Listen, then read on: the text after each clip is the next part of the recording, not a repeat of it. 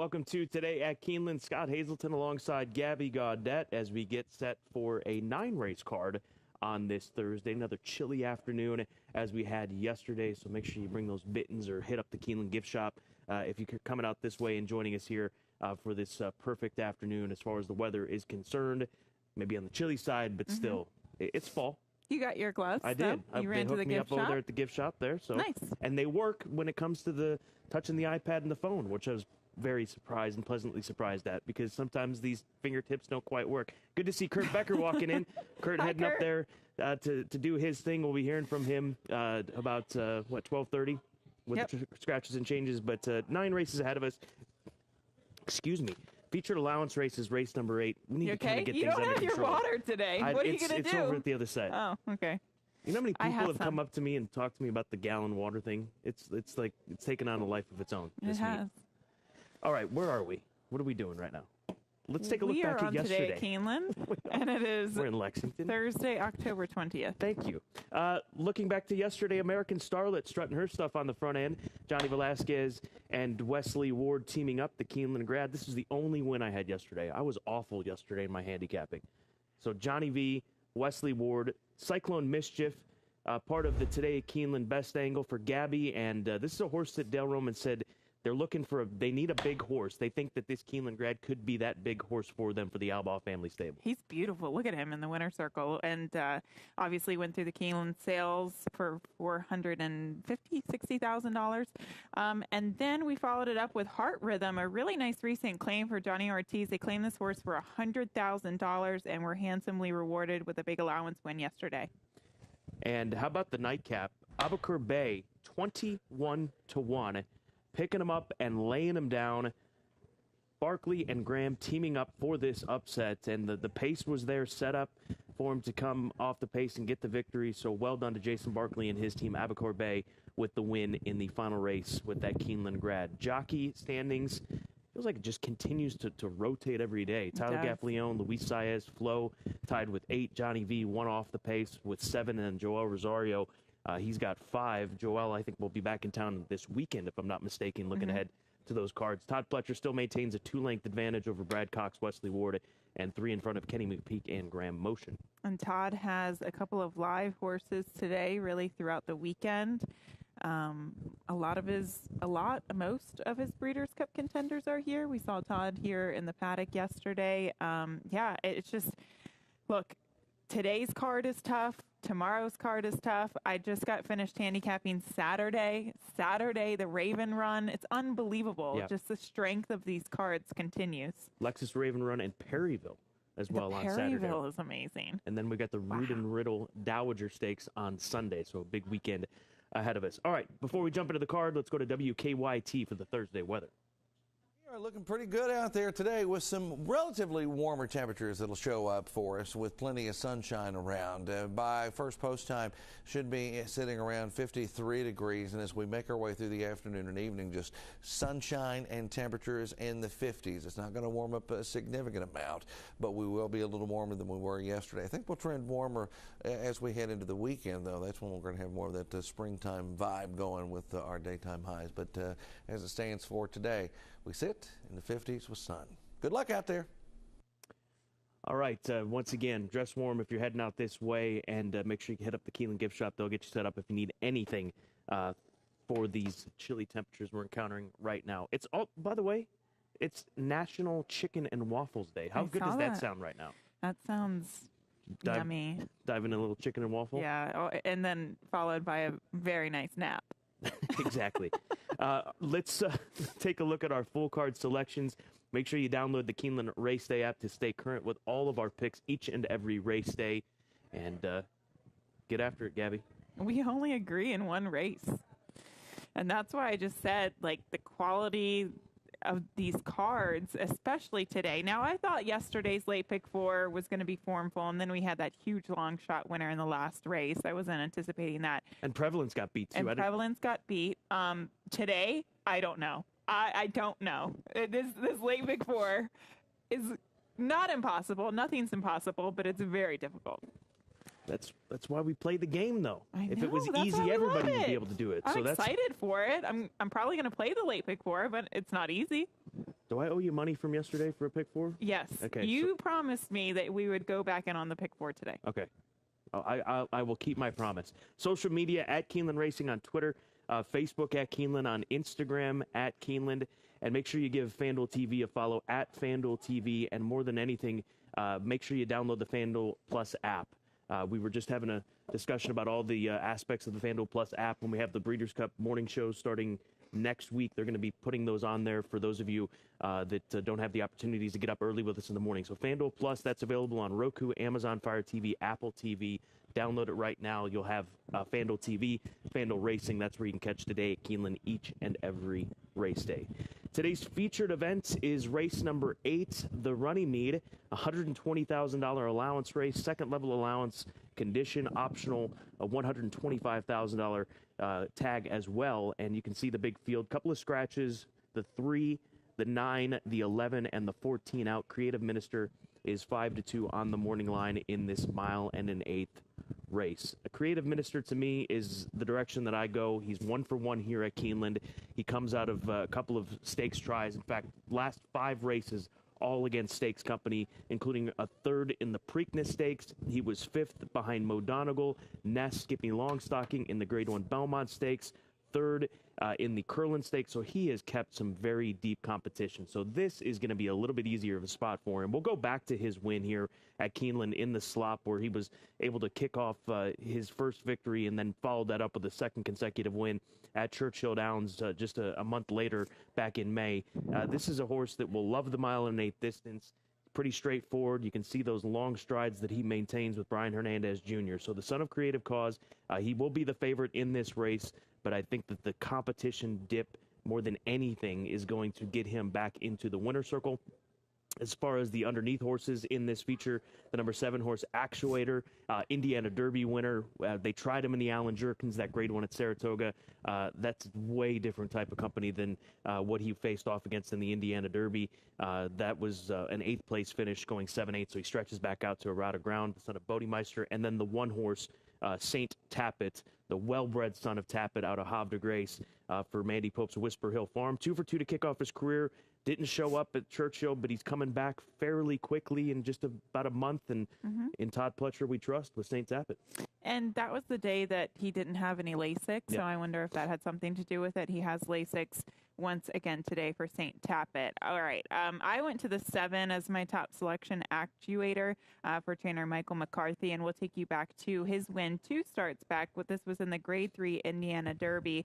He only had him for 1 start prior, and it was a really impressive race. He won at Churchill Downs by open lengths, over 7 lengths, came back as I believe maybe the second choice in the Indiana Derby at 3-1, and wound up winning that race. Within the Indiana Derby, there was Rattle and Roll. He went on to win the Oklahoma Derby. Also in there, Best Actor. He went on to win the Grade 3 Smarty Jones. So I do think that there's a little bit more left in this horse than what we saw last time out. Plus, he went against Jack Christopher. I mean, there's a difference between a Grade 3 and a Grade 1 at this point of the year with these 3-year-olds. So I think he can bounce back in a big way. I think he has a lot of natural speed. Ethereal Road, I think this is a horse that many people will forget. And here, I personally think that maybe the shorter the better for this horse, but he put on a really good campaign, and I thought one of his more impressive races this year was in the Sir Barton Stakes at Pimlico on Preakness weekend. So he's capable of those types of performances, but sometimes he finds himself as a little bit of an in-and-outer. I will use him and the 1 on the rail, but do take note with some of the scratches, the 15 Pioneer of Medina draws in and picks up Tyler Gaffleone, which I think is huge in this race, and I think definitely one you want to consider when you're handicapping the late pick 4. This race here, race number 8, there's a lot of names in these races that we're referring to that we're going to see later on this weekend. If I'm not mistaken, B-Docs in the Perryville, Gnites, who was in the Allen Jerkins, that Actuator was part of. He's running back in the Perryville, so there's a lot of crossover from this race that I think that we can keep in mind when handicapping for Saturday in those races and even some other spots as well. So it's a very good group. Well done in assembling the second level allowance condition. Ben Huffman and his team over in the racing office here at Keeneland Racecourse continuing to do great work as they do each and every meet here at Keeneland. But for more on the feature, let's check in with Tom Leach. You've ridden creative minister in almost every start that he's made. Did that last race feel more like what you felt back in the spring when he was at his best? Yeah, he got back to Churchill at his home base there, and he actually ran a really respectable race. I thought Turner for home that day was going to win, and he was unfortunate not to get his nose down on the wire first, but he ran back to his Preakness race. He ran a big number that day, so we're going into tomorrow with a horse that looks like he's doing really, really well, so we have to go in there with all the confidence in him and look for him to run his best race. What about working out a trip from the 12 hole? That's one thing we'll just have to figure out. You know, we know he's a good horse, so we think he can overcome it, and we'll just look at it on paper and go once the gates open, figure it out, and kind of go from there. Shortening up just a little bit off that last race, do you have a feel for what you think his best distance is? Yeah, he is shortening up a little bit, but he's won going a mile and a 16th here in the spring when he broke his maiden. He came right back and did it again at Churchill in the allowance race, so we know he can get the mile and the 16th. It's just, like you said, it's a question tomorrow with the 12 hole. They drew the race, and that's where we're at. From that 12 hole, can he be a little tractable with you and move in and out? Yeah, you know, that's a good thing about good horses like him. They leave the gate, and you can kind of put them where they need to be, and you know you'll have the horsepower under you late in the race to where you can kind of move when you need to and trust your horse. All right, Brian, thank you there, and thank you to Tom Leach. And I was just watching that, thinking of the pieces that you've done on social media, visiting with the riders about their who has the best style, best advice, and best the car, fanciest car, and it's Corey Lanerie who's got the best car or the fanciest car. And Tyler was spewing out, like, I don't know, different numbers and letters, and I'm like, I have no idea what models you're talking about right now. But yes, Corey drives the fanciest car, and you know, Brian with the flat bell cap over there, he might be in the running for best style. He'd fit right into Del Mar, yes, La Jolla, that kind of area, or Solana Beach. He'd fit right in there, especially during the fall time. All right, let's go into the key races that we've picked out. Let's go to race number 9, scratch the 10 and 13 in here. Pure Pauline, the number 3 horse, is the morning line favorite, another live runner for Todd Pletcher, and this one for Stone Street Stables. I am going to go with the number 6 runner in here, Mighty Madison for Rigney Racing, a Keeneland graduate from the September sale last year that they went to 210 to acquire. She ran a solid race on debut, and I think this is the mindset here. Sometimes I try to think a little, maybe overthink it, but come up with different types of theories. And the fact that she maintained a position in this debut race, got into a spot and just kept on, I think that is indicative of a positive move to the route of ground. So she was out sprinted in here. They went quickly at Churchill Downs. The pace will not be like this. It'll be seconds slower. There's no question about it. So she should have herself in a better position. She is bred to go further. She's by the champion Nyquist out of a Broken Vow mare. So I like this performance, and I like the performance moving out to the route of ground more than anything. So maintaining that position that she held about 5, 4, 3 lengths off the pace is where she was throughout that. Give me her on top with Joe Talamo. And then the number 4 horse, Whitson Wager, is going to also get an opportunity to stretch out. She has got distance pedigree through and through. Union Rags on top, Mineshaft on the dam side, and then Pure Pauline for T. Pletch and Stone Street Stables, daughter of Curlin, out of that Keen Pauline, that stakes winning first stand for Stone Street. So 6-4-3 in race number 9. I hear you on the 6, Mighty Madison. I used her second, and I was almost going to pick her on top, but ultimately landed on the 3, Pure Pauline. Just the way the barn is going, the pedigree, everything about that filly. But, yeah, I think Mighty Madison is probably the likeliest other horse in there. Did you see Malathat's sister was back on the track this morning, I believe? No. That's a positive sign. Oh, yeah, that's good. Yeah. I did not see that. All right. Did you see that in real life or on No, social I saw it on media social platform? media. Okay, Yeah. okay. I was going to be really impressed. Okay. You were furniture shopping. Race number 3, that's where you're going to take us next. I was not furniture shopping. Thank you very much. I was doing many other things, but not that. Okay, we go to race 3, another competitive field. Look at this field. 10 days later, drawing in at 5-2 on the morning line for trainer Kenny McPeak. And do take note that Corey Lanerie picks up that mount for Brian Hernandez. This is a very, very, very tough race, but I do like the 7 Endpoint, and I think this is, it's not my strongest opinion of the day, Scott, but I do think that this is an important race to talk about because there's so much going on in here. But the 7 Endpoint, which will show you his last race at Churchill Downs, he finished 4th, but just beaten a little over 2 lengths in that event. I think the blinkers going on him will help today with the added distance. He looked like a horse at 7 furlongs, just could not keep up with the rest of the competition. No, he could keep up, but he doesn't have sprinter type speed. Let's put it that way.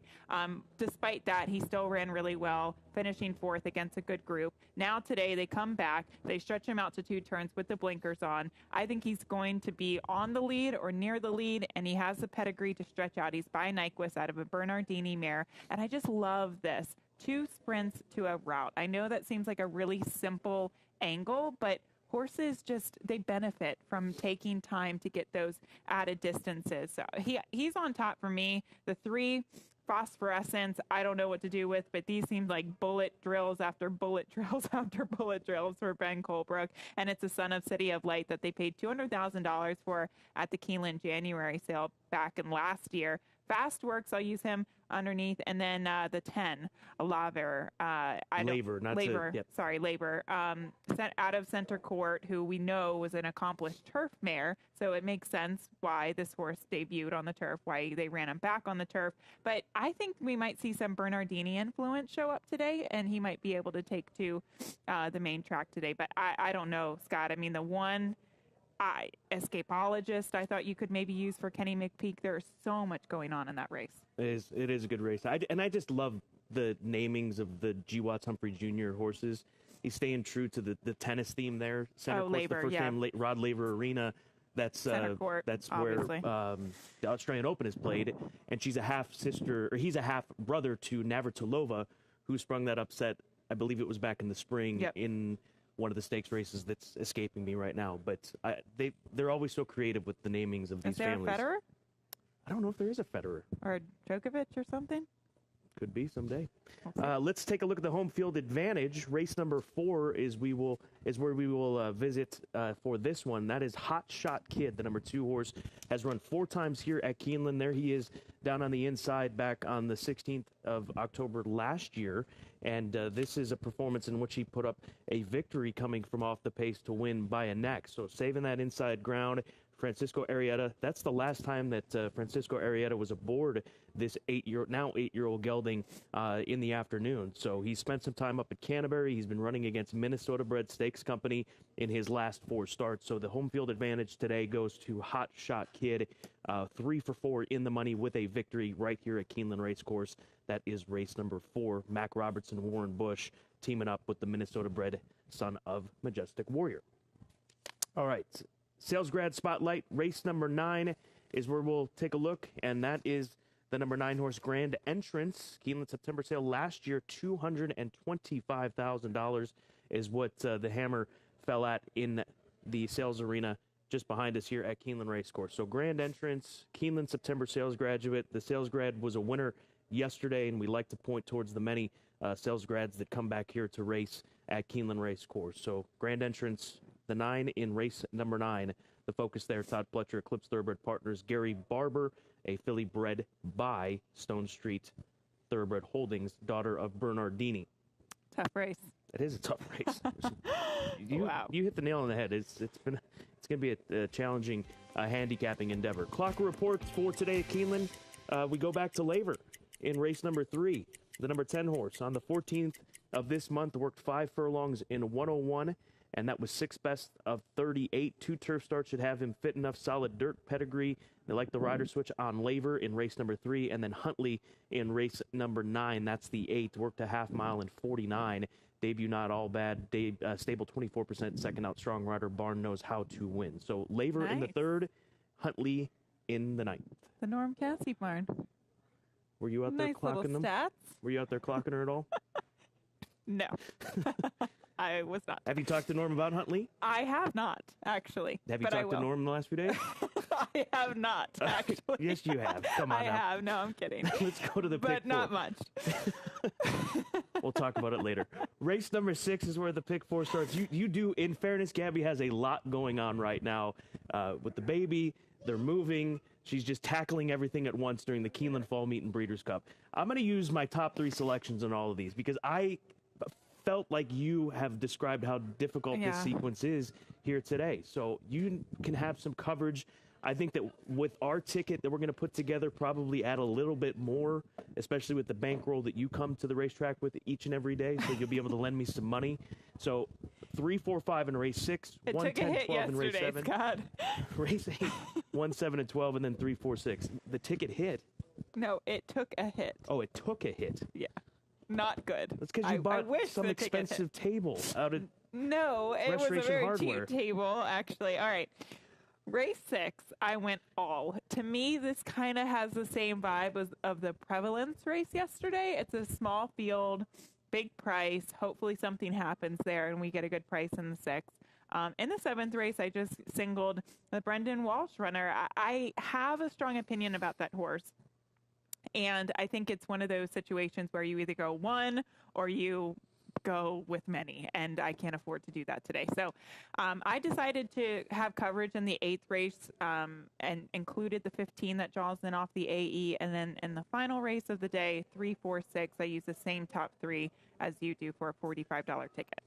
All right, those are our pick 4 plays for the day. Let's back it up to our key races of the afternoon, and I'll start with race number 3, maiden special weight event, part of that early pick 5, early pick 4, and this 3rd race, 2-year-old maidens. I've got the 7 end point on top, and gonna utilize an exacta box here in this race. But the number 7 horse, end point for Paulo Lobo. This is a horse that you just touched on, I believe, if memory serves correctly.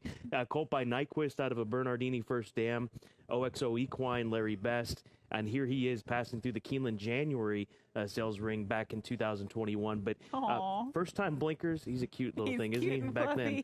He's grown up since then, I promise. He's much bigger today. Blinkers go on, and 2 sprints to a route. So Gabby touched on it. But here's a stat for you. We like situational internal stats. Paulo Lobo, first time blinkers, 21% win percentage. ROI of $3.67, positive ROI. So there's something to that when Paulo goes to the blinkers with his horses. And sprint to route, here's another one for you, 20%. Nice. So good angles there. Boxing 1, 7, 10, and 11. $12 ticket, $1 exacta box in race 3. But what about sprint to route with blinkers on? See, I don't have that stat in front of me. Maybe you can dig that up if you can log into your account. I will find out. I've been kicked out. But I'm going to take us to race 7. It's an allowance race, a mile and a 16th on the turf course.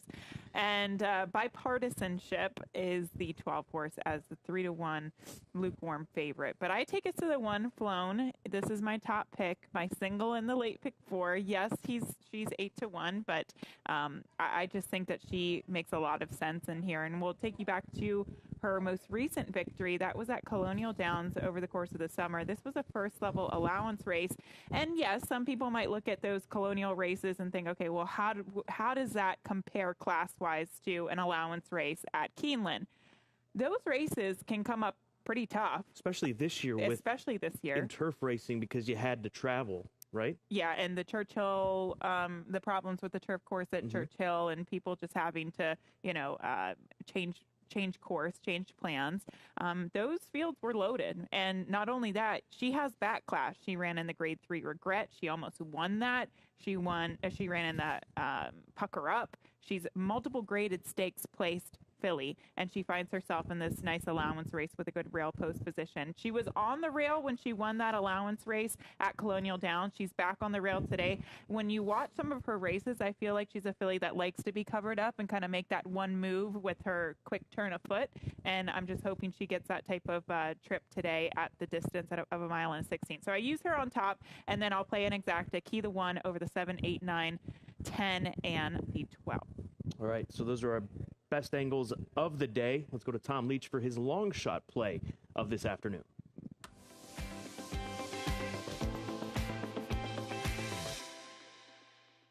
Our long shot pick on this Thursday card comes in the 2nd race. Again, it's number 1, Social Mandate.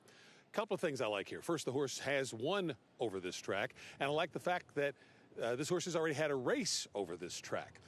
Got a little bumping at the start last time, may have compromised Social Mandate's best chance. And so with a clean start, a good draw, and the 3rd start for a new barn, Social Mandate at a big price, hopefully, can get the money. Side bet of the day. Gabby coming with it yesterday, winning by about $4. Day one of this week, we have $4. I guess it was roughly $4. We got music now? What did I just hear that? I did hear that too. I don't know Team what that Gabby, was Team about. Scott, Wednesday challenge. Gabby coming away with the win at $15.04. I wonder how that would have stacked up in the Wednesday challenge. Be curious to know. Oh, with In the that- other people competing? Right. Yeah. The best horse that I had yesterday was the Nacho Correas winner at like 8-1, and it was all. I don't know how well I did after that, but that was very important. Anyway, today is a new day, Scott. Today is a new day for you to get on the board. What are we gonna do?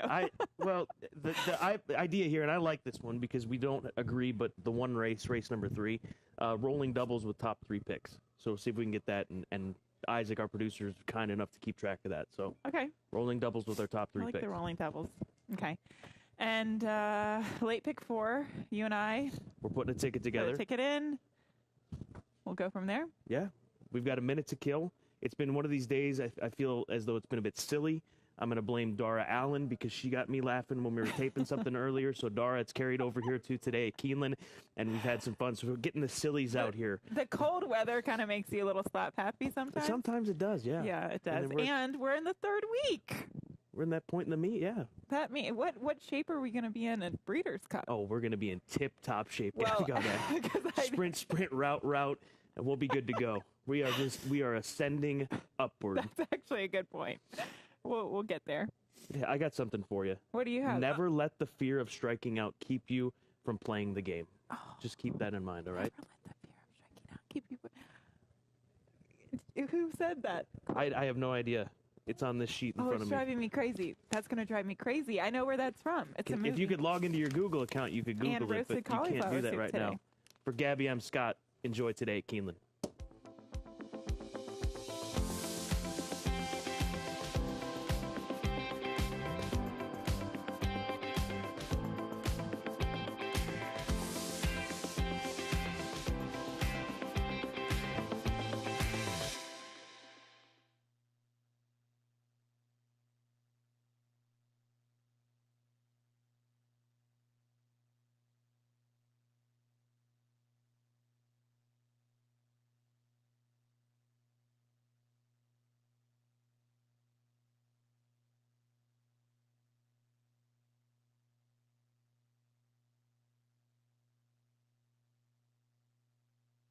When the thoroughbred world descends upon Lexington this November, there is one place you need to be.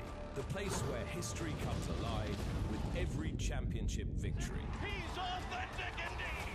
The place where the future is built with the fall of a gavel. The place that exists to be the heart of this industry. The center of it all. Home to the November breeding stock sale and 2022 Breeders' Cup. Keeneland. This new Toyota Tundra is amazing. It's rugged and capable. Designed, engineered, and built right here in the USA. And Tundra is more powerful and more fuel efficient. The iForce Max hybrid powertrain delivers 437 horsepower. And with the multi-terrain select, no matter what the conditions are, it automatically adjusts the engine throttle and traction. While the crawl control modulates the throttle and brakes. When we say you can go anywhere and do anything, Tundra really means it. yeah. Toyota. Let's go places.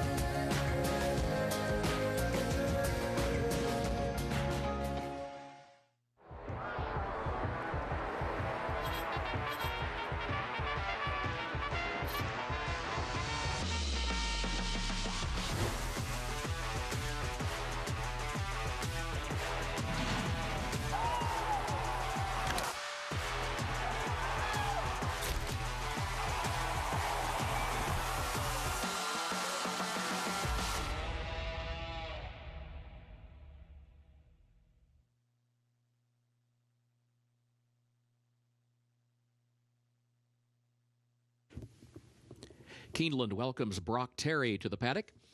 Brock is resident music director of the Lexington Theater Company, Lexington's professional regional theater, which pairs Broadway stars with up-and-coming talent to create spectacular musicals for Central Kentucky. Join them in November for Script to Table, Rodgers and Hammerstein, and for their 2023 season, including The Sound of Music, Memphis, and Irving Berlin's White Christmas. Learn more at lexingtontheatercompany.org. First, My Old Kentucky Home.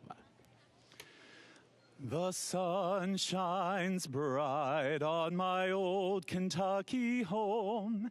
'Tis summer, the people are gay. The corn tops ripe and the meadows in the bloom, while the birds make music all the day. The young folks roll on the little cabin floor, all merry, all happy and bright. By and by hard times come a-knocking at the door, then my old Kentucky home, good night. Weep no more, my lady, oh, weep no more today. We will sing one song for my old Kentucky home, for my old Kentucky home far away.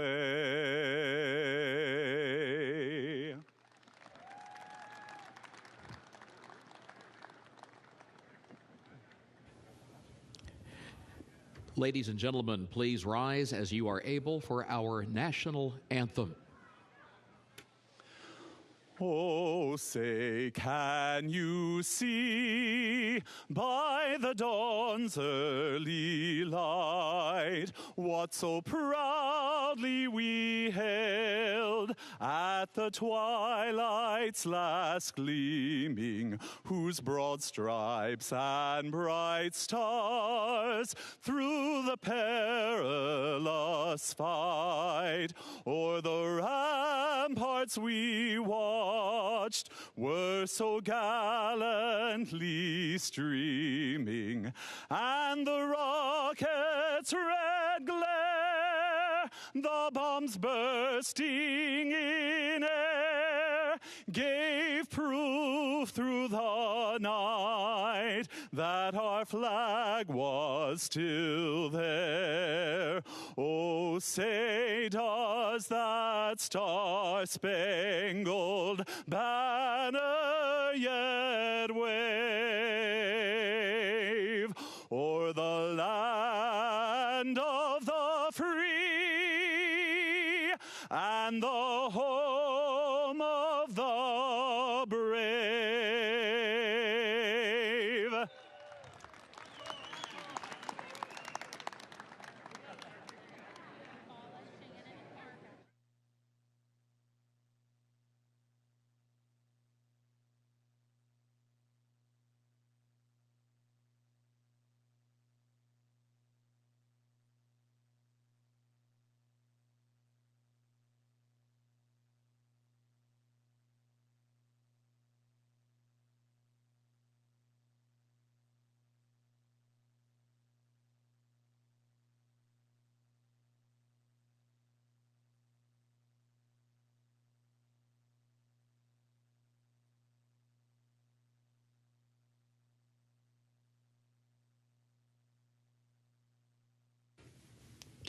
Today, Keeneland proudly recognizes and shows appreciation to the many volunteer group coordinators. The Keeneland team appreciates each organization for their dedicated service and community goodwill.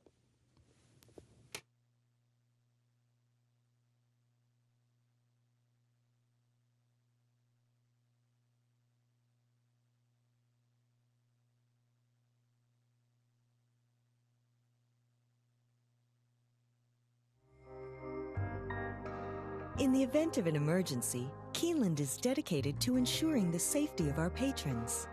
This video illustrates the proper evacuation protocol from all locations in the Keeneland Grandstand facility. Depending on the nature of the emergency, directions may be altered. Please remain calm and follow the direction of guest services and security personnel. Patrons should never use elevators during an evacuation. Patrons in the corporate boxes, Eclipse Room, and Phoenix Room should exit using the stairway located near Elevator A. Proceed down the stairs to the ground floor and veer right to exit through the lower club entrance. Patrons in the Lafayette Room, Keeneland Room, Lexington Room, and Kentucky Room should exit using the stairway located near Elevator B. Proceed down the stairs to the ground floor and exit through the paddock area using the East Gate. Patrons in the third floor main clubhouse and clubhouse paddock dining rooms should exit using the stairway located near Elevator A. Proceed down the stairs to the ground floor and veer right to exit through the lower club entrance. Patrons in the Bluegrass Room and third floor ITW area should exit using the stairway located near Elevator B. Proceed down the stairs to the ground floor and exit through the paddock area using the East Gate. Patrons in the Finish Line Room and Green Room should exit using the stairway leading to the North Terrace. Proceed down the stairs to the second level and through the doors outside. Proceed down the stairs to the ground level and exit through the North Gate. Patrons in the outside reserved grandstand seats and boxes should proceed down the nearest stairway to the ground level. Proceed under the grandstand towards the paddock area and exit via the nearest point of exit, the South Gate or the East Gate. Patrons in the second floor main clubhouse dining room and life members room should exit using the stairway on the south side of the administrative offices. Proceed down the stairs to the ground floor and exit through the South Gate. Patrons in the second floor clubhouse paddock dining room and clubhouse tavern should exit using the stairway located near Elevator A. Proceed down the stairs to the ground floor and veer right to exit through the lower club entrance. Patrons in the mezzanine bar and second floor ITW area should exit using the stairway located near Elevator B. Proceed down the stairs to the ground floor and exit through the paddock area using the East Gate. Patrons in the sports bar and cantina should exit through the doors leading to the North Terrace. Proceed down the stairs to the ground level and exit through the North Gate. Patrons in the lower club, clubhouse lawn, club lobby, and director's room should proceed toward the clubhouse parking lot using the nearest point of exit. Patrons in the gift shop should proceed toward the South Gate using the nearest point of exit. Patrons in the apron area should proceed under the grandstand towards the paddock area and exit via the nearest point of exit, the South Gate or the East Gate. Patrons in the equestrian room and first floor Brats and Brew should proceed towards the North Terrace and exit through the North Gate. Patrons in the paddock area and North Terrace should proceed toward the nearest point of exit, the South Gate, East Gate, or North Gate. After evacuating the facility, please remain calm and follow the direction of guest services and security personnel in the safest route to return to your vehicle. Thank you for your attention and cooperation.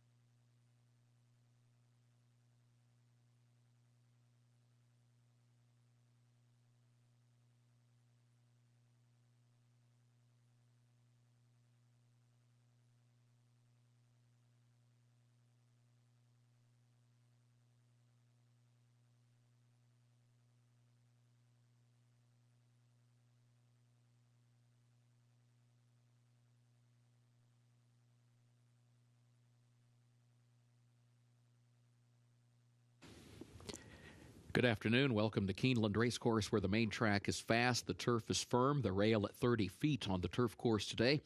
Time now for a look at the program changes, beginning in the first race, where the first of the day's rolling doubles and pick threes get underway. It's also the start of the early pick five. In the opener, scratch number 5, Dreamers Belong. That's in the first race. Scratch the 5, Dreamers Belong. Jockey change on the 6, St. Sista. That'll be Alex Ashard.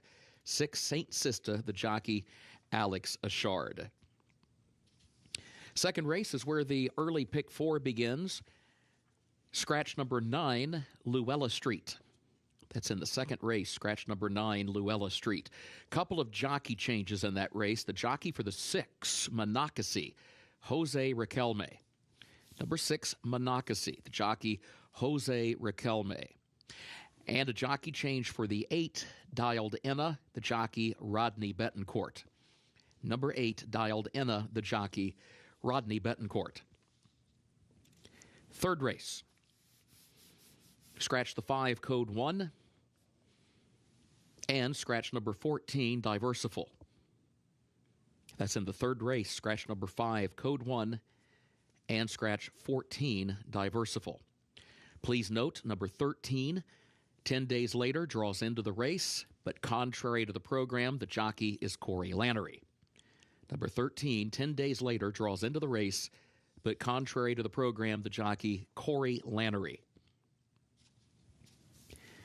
Fourth race is where the pick 6 gets underway. No carryover, no changes in that fourth race. Race 5 is the start of the late pick 5. In that fifth race, scratch number 5, Comiskey Park.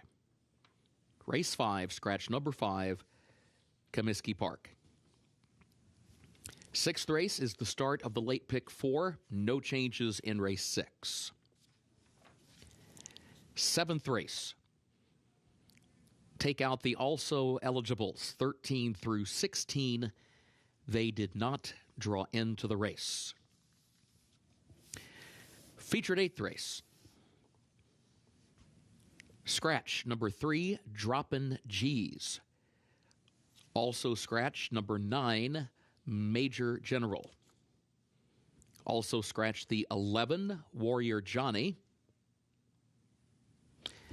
And also scratch the 14, Kiss-A-Lot. Again, scratch 3, Droppin' G's. Scratch the 9, Major General. Scratch 11, Warrior Johnny. And scratch 14, Kiss-A-Lot. Please note, number 13, Trademark, draws into the race, but the jockey will be Martin Garcia. 13, Trademark, draws into the race, but the jockey, Martin Garcia. Please note, number 15, Pioneer of Medina, draws into the race, but the jockey is Tyler Gaffalione. Again, 15, Pioneer of Medina, draws into the race. Jockey is Tyler Gaffalione. And also the 16, Steinbeck, draws into the race, and as programmed, Declan Cannon will be the rider. Finally, in that eighth race, contrary to the program, number 1, St. Tappet is a Ridgeling. Contrary to the program, number 1, St. Tappet is a Ridgeling. In the ninth and final event, no carryover for the Toyota Super High 5. In that ninth race, scratch the 10, Time to Race, and scratch 13, Moshiro. That's the ninth and final event. Scratch number 10, Time to Race, and scratch 13, Moshiro. Those are the current program changes. Time now to check in with Scott Hazelton and Gabby Gaudette.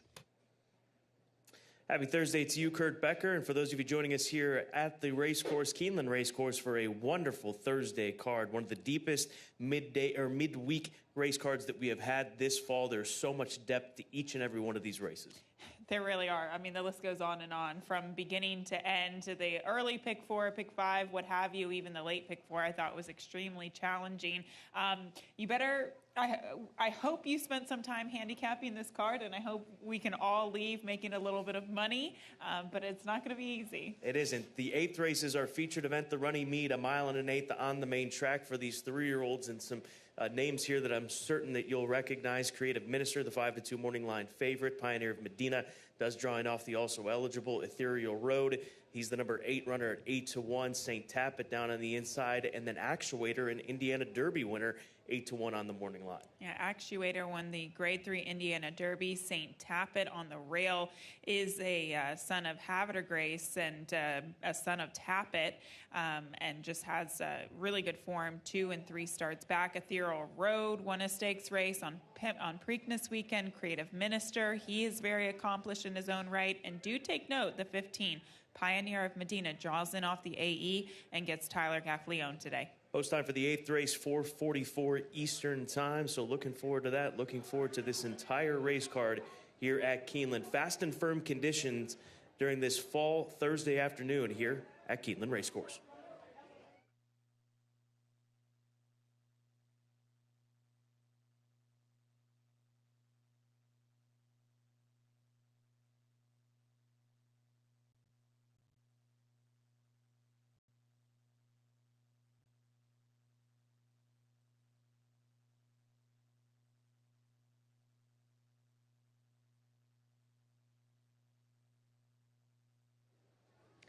Race number 1, 18 minutes to the post as we take a look into the paddock. Maiden $20,000 claimers, fillies and mares 3 and up.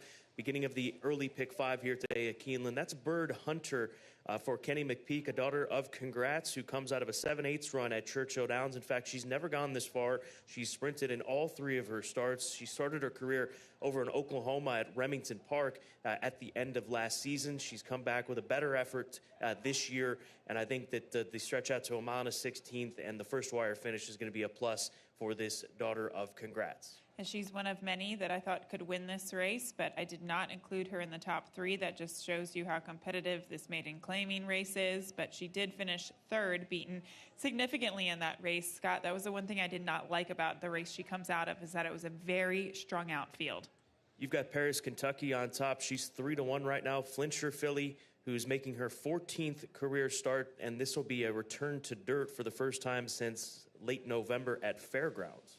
And in that race last November at the Fairgrounds, she faced 7 others in there, and she wound up finishing 3rd, beating a neck that 30-1. Prior to that, her only other dirt start, she didn't run particularly well. But I just think that this is a type of, I mean, obviously her pedigree, Flincher out of a Scat Daddy mare, screams turf racing, and that's why she was on that surface for so much time. But I do think that one standalone race against Maiden Special Weight Company at the Fairgrounds would beat this group today.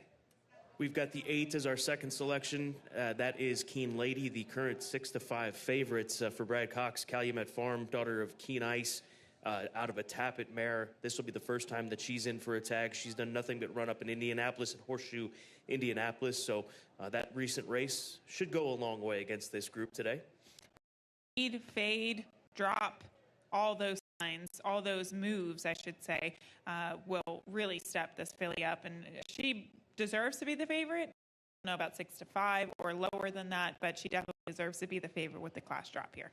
Toad Answer is the 7 for Grant Forster, 10-1 for this Tapizar filly. She's got the pedigree to go on at this longer distance. She comes out of some pretty quickly run sprint races up at Emerald in Washington, so I think that she's a sneaky horse in here with Jimmy Graham in the saddle. James rode that 21-1 shot to victory in the nightcap yesterday here at Keeneland, so obviously a very capable rider in these instances, and I wouldn't be surprised if this filly outruns her odds. You might have uncovered something here with this horse at 10-1, because James Graham, very shrewd, very good rider, and with this filly getting at a distance, I think she'll probably be on the lead, and we'll see how long she can hang on at the first wire finish, short stretch at a mile and a 16th. Finally, St. Sista, the number 6, 28-1. Make it Alex Ashard. Make sure you've got that rider change on the 6, daughter of Kitten's Joy, trying dirt for the first time.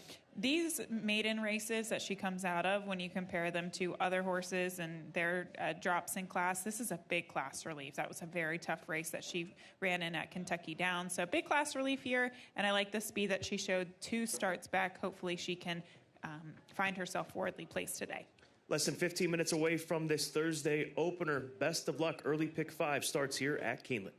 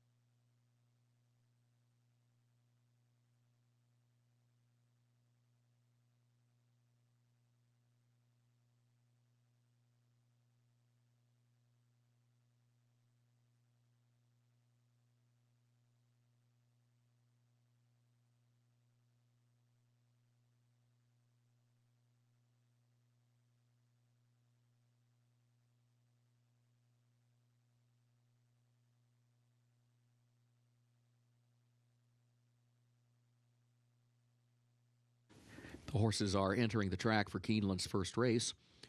Maidens, fillies, and mares age 3 and up with a $20,000 claiming price, a mile and a 16th over the fast main track. Race will finish in the short stretch at the first wire. Scratch number 5, Dreamers Belong. Again, scratch the 5, Dreamers Belong. Jockey for the 6, St. Sista, Alex Ashard. Alex Ashard is the jockey for number 6, St. Sista. Double and pick 3 wagering started the early pick 5 as well. Main track is fast, turf is firm. The rail at 30 feet on the turf course today. First race, 8 minutes to post.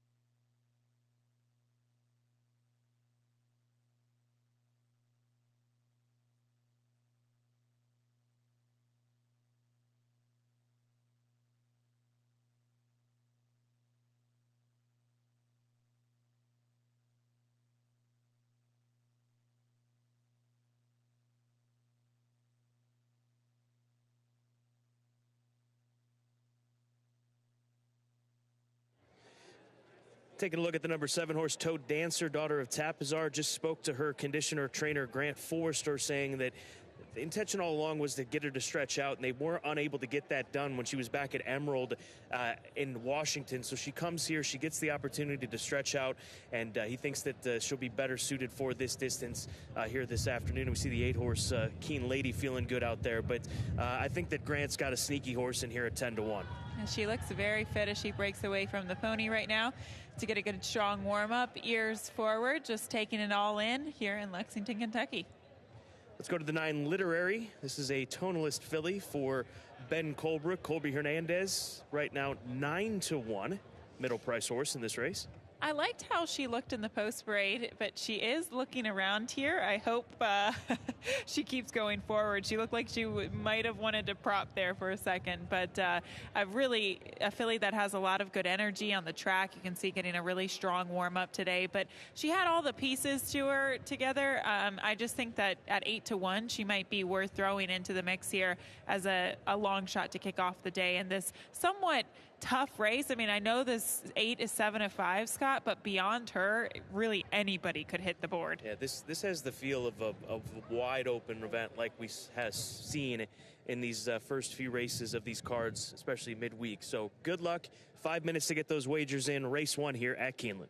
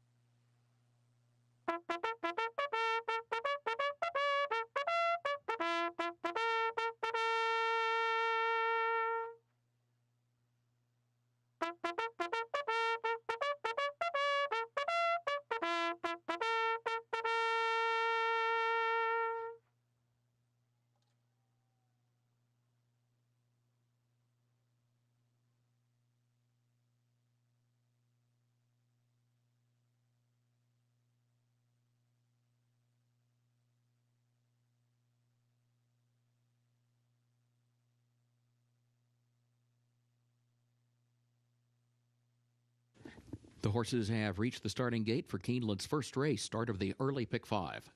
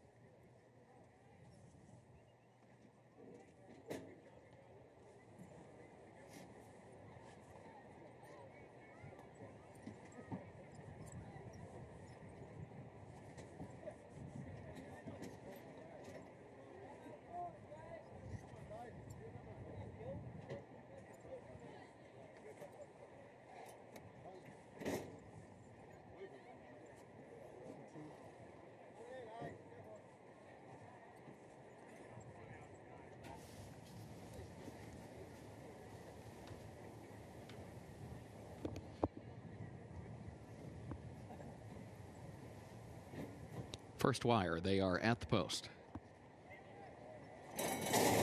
And they're off. There goes St. Sista. St. Sista between horses comes out for the lead. Paris, Kentucky is right there. Isabel Declare, then Bird Hunter back toward the rail. Now, Isabel Declare starts to move up a lane off the rail, comes forward for the lead. St. Sista is right alongside, though. Bird Hunter hugs the rail from that inside starting spot. In the meantime, Paris, Kentucky moves up 2 positions, 4th into 2nd around Isabel Declare. But up front, it's going to be St. Sista who shows the way. St. Sista leads it by 2.5 lengths. Paris, Kentucky goes 2nd, 3/4 of a length. Isabel Declare is 3rd, and Keen Lady 4th. Literary is 5th outside of Bird Hunter in 6th. A gap of 3 back to Toe Dancer, who is next to last up the back stretch. NTNI Road Trails, it was 23.81 seconds the time for the opening quarter. St. Sista leads it by a length, but here's Paris, Kentucky just off the leader's flank now and joined by Keen Lady. The top 3 separated by less than a length. Paris, Kentucky moves up and puts ahead in front after an opening half mile in 48.42 seconds. Keen Lady goes with her to 2nd. St. Sista shuffled back into 3rd, losing more ground toward the inside. Isabel Declare moves by her into 3rd. Literary 4th. Bird Hunter now 5th. Toe Dancer still far back, 10 from the front. They're midway on the final turn. Up front, Paris, Kentucky, the leader. Keen Lady 2nd. Less than a length separates the top 2, and those top 2 are working their way past the quarter pole. A gap of nearly 10 more lengths then back to the rest. Toe Dancer's gone to 3rd. Bird Hunter is in 4th, but the lead pair moving to the top of the short stretch, and it's Paris, Kentucky chased by Keen Lady. 2 lengths between them. Paris, Kentucky to the good now by 2.5, now by 3 into the final furlong. Paris, Kentucky chased all the way by Keen Lady, but Paris, Kentucky just continues to stride away past the 16th pole. Paris, Kentucky, Vince Chaminade to get us started today, winning the opener. Paris, Kentucky in front across the line from Keen Lady, who was home in 2nd position, and then it was Bird Hunter 3rd, Toe Dancer 4th.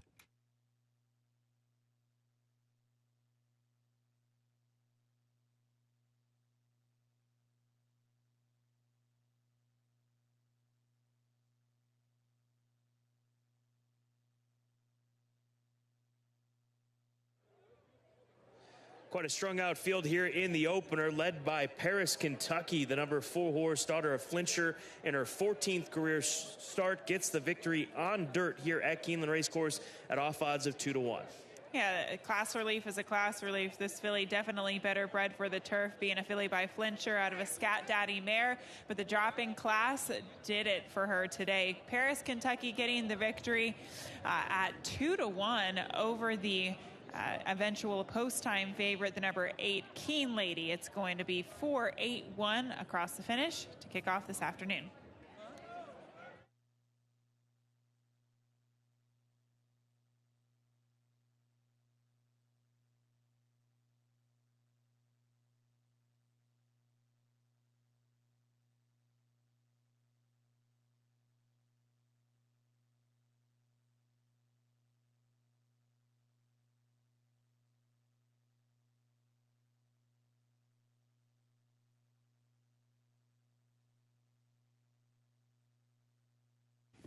Unofficial results of Keeneland's first race. Number 4, Paris, Kentucky was first. Number 8, Keen Lady second. Number 1, Bird Hunter third. Number 7, Toe Dancer fourth. 4-8-1-7 unofficial.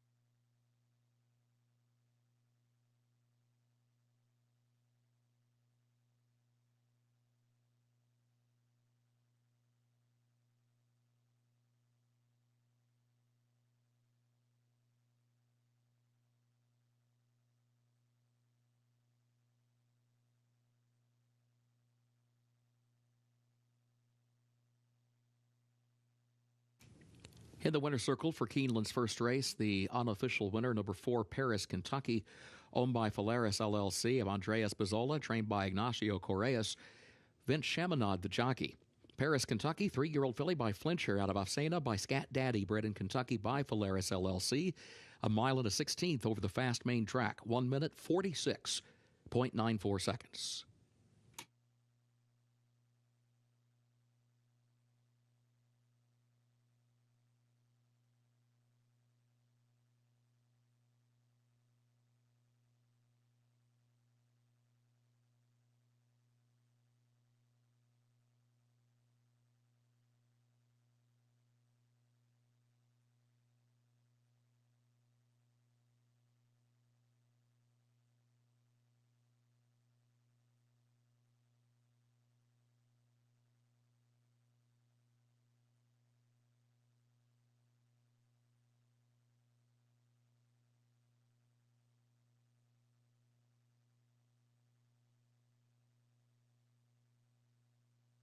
Results of Keeneland's first race official.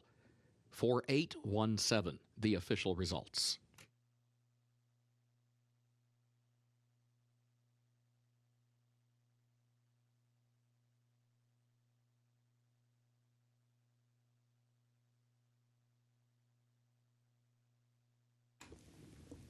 Keeneland's second race upcoming, double and pick 3 wagering, start of the early pick 4. Main track is fast, turf firm, the rail at 30 feet on the turf course today. In this second race, scratch the 9, Luella Street. Scratch the 9, Luella Street. Jockey change on the 6, Monocacy, Jose Riquelme. Jose Riquelme rides the 6, Monocacy.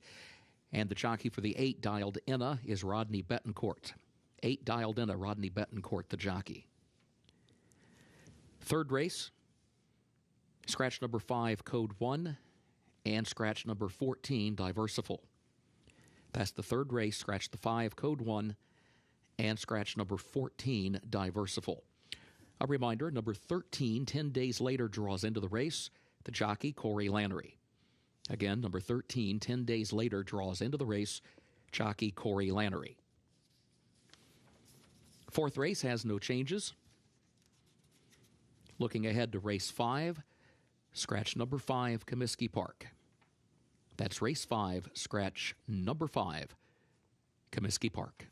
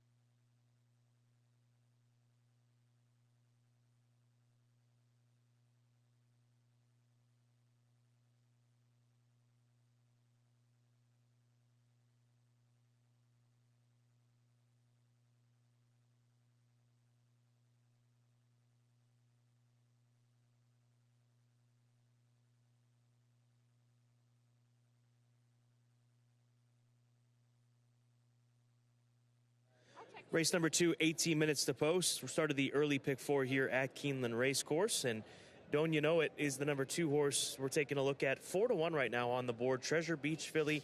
Here's a kind of a similar situation to what we just saw with the Flincher winner in the opener. She's got the turf pedigree, but this move down in class on display last time out when running for 30,000, got a best performance from her to date from a speed figure perspective. So we'll see if she can back that up on a fast main track, which she'll be working with here this afternoon after running on the slop at Churchill Downs back at the end of May. And she set the pace that day. I actually think she'll really like the cut back to 6.5 furlongs, Scott.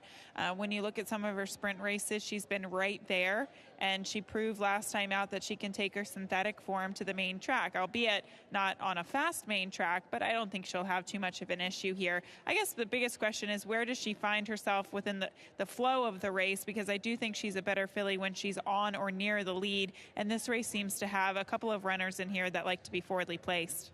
The 3's 2-1 right now, Evoking for Augustin Stable, a homebred for Mr. George Strawbridge Jr., a daughter of Union Rags, who won on debut impressively, but we haven't seen her since. It's been more than a year, and she takes a huge plunge down in class. So many questions, right? She's got a really nice pedigree. She's dropping in class. She's a 4-year-old. This is her second career start. She went gate to wire in that lone career race back in May of last year.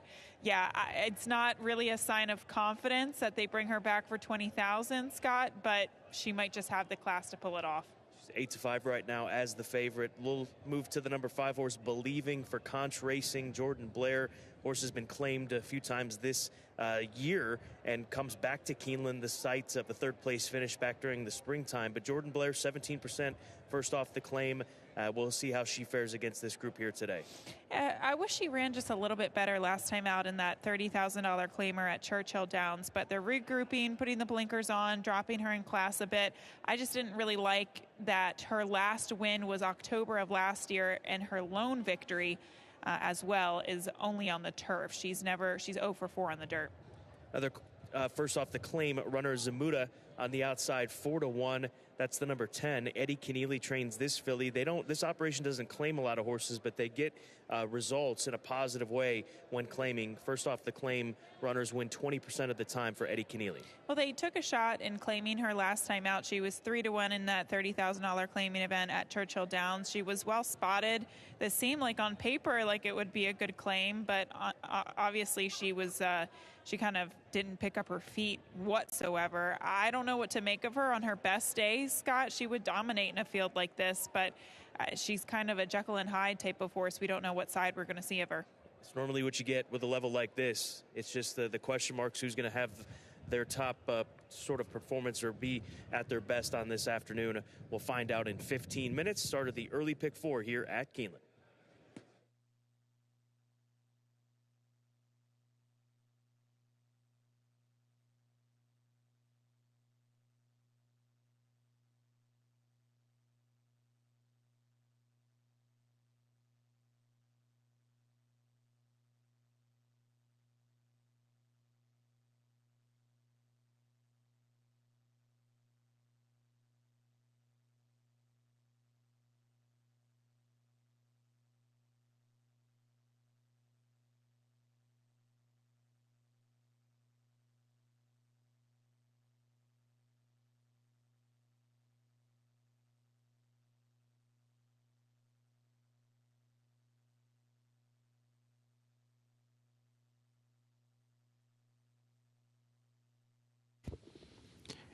Your attention, please. A late scratch in Keeneland's second race. Scratch number 5, Believing. Late scratch in Keeneland's second race. Scratch number 5, Believing. Scratched by the stewards on the advice of the state veterinarian.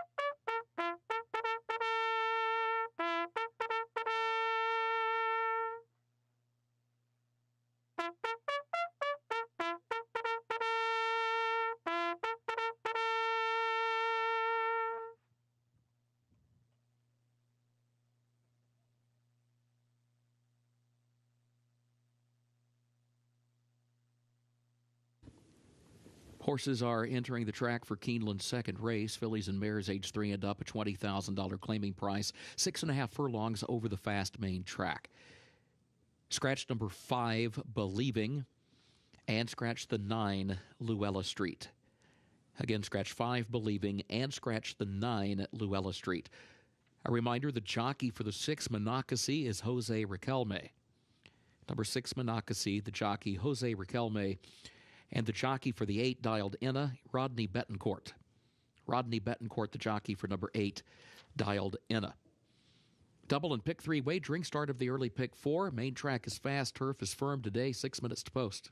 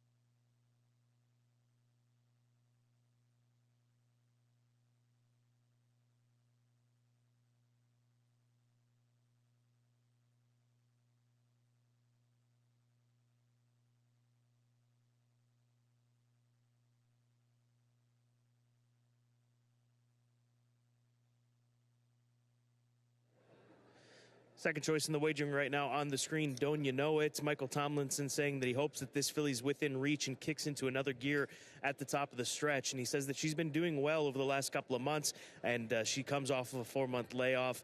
Also said it should set her up for something even better on down the line. So that's something to keep in mind the next time you see Don't You Know It at the races. This could be a potential jumping off point moving forward, but she definitely looks on paper that she figures against this group here today with the position that she should hold early on in this race. Tom Leach's long shot pick of the day, he's going to the 1, Social Mandate, here in the second race.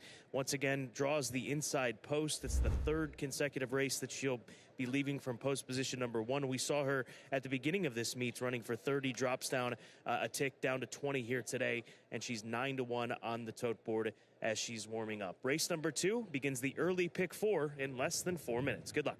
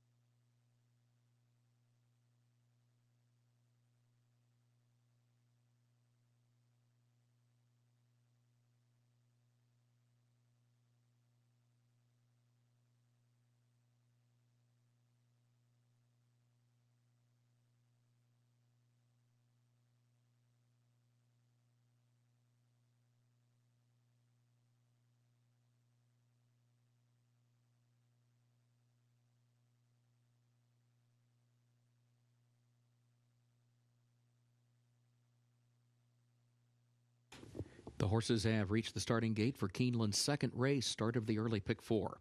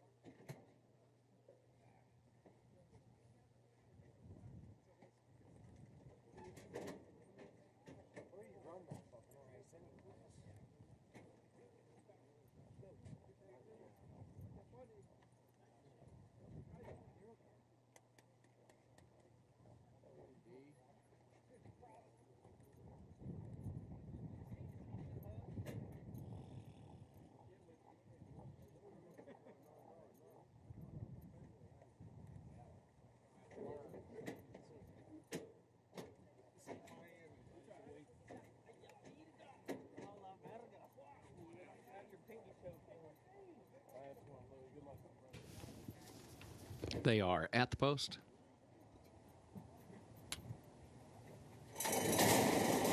And they're off. Eclipsed and Zamuda quick away from the gate. Here comes Social Mandate to the inside of Don't You Know It. Don't You Know It, Social Mandate come to the front. Social Mandate now takes the lead. Social Mandate up the rail. Leads it by a half length. Don't You Know It second by a length. Here's Evoking moving up into third position now. Zamuda settles back on the outside of that one. Eclipse tries to move up down toward the inside. Still 3 lanes off the rail though, but between horses into third spot. Monacacy against the rail in fourth. Evoking is going to be wide from fifth, heading onto the far turn, moving up into fourth. Just a length and a half off the lead. Mrs. Nushi had to check in traffic. Zamuda moves back by her up on the outside, and further back dialed Enna is last. It was 22.91 seconds, the time for the opening quarter. Social Mandate leading Don't You Know It only by a neck. Zamuda is third, wide around the far turn, still a length and a half off the front pair, but Zamuda still moving up on the outside and now draws alongside of Don't You Know It and Social Mandate. Monacacy looks toward the rail in fourth position, and they are followed by Eclipsed in fifth. Evoking is still far back. In fact, has lost ground to the stretch. Here's Zamuda to challenge Don't You Know It. Don't You Know It. Zamuda going at it for the lead. Monacacy is third. Eclipsed is fourth. Zamuda, Don't You Know It. Monacacy running on toward the inside. Eclipse far outside is fourth. Zamuda short lead. Don't You Know It is there. Then Monacacy. Zamuda to win it. Don't You Know It second. Monacacy third. Eclipse was fourth.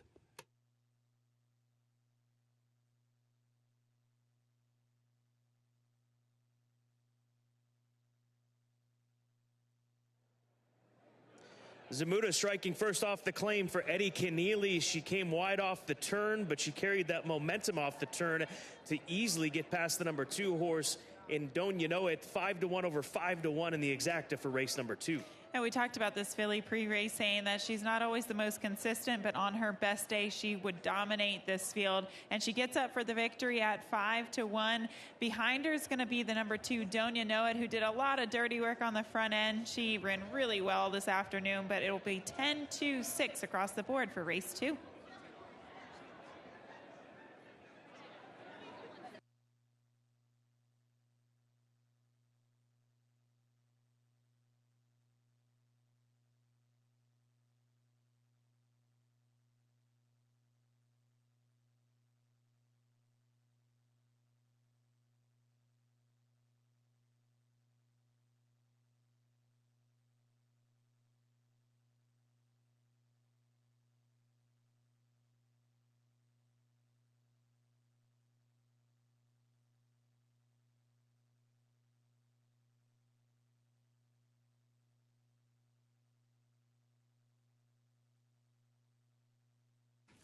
Unofficial results of Keeneland's second race. Number 10, Zamuda, was first. Number 2, Don't You Know It, was second. Number 6, Monacacy, third. Number 4, Eclipsed, was fourth. 10-2-6-4 unofficial.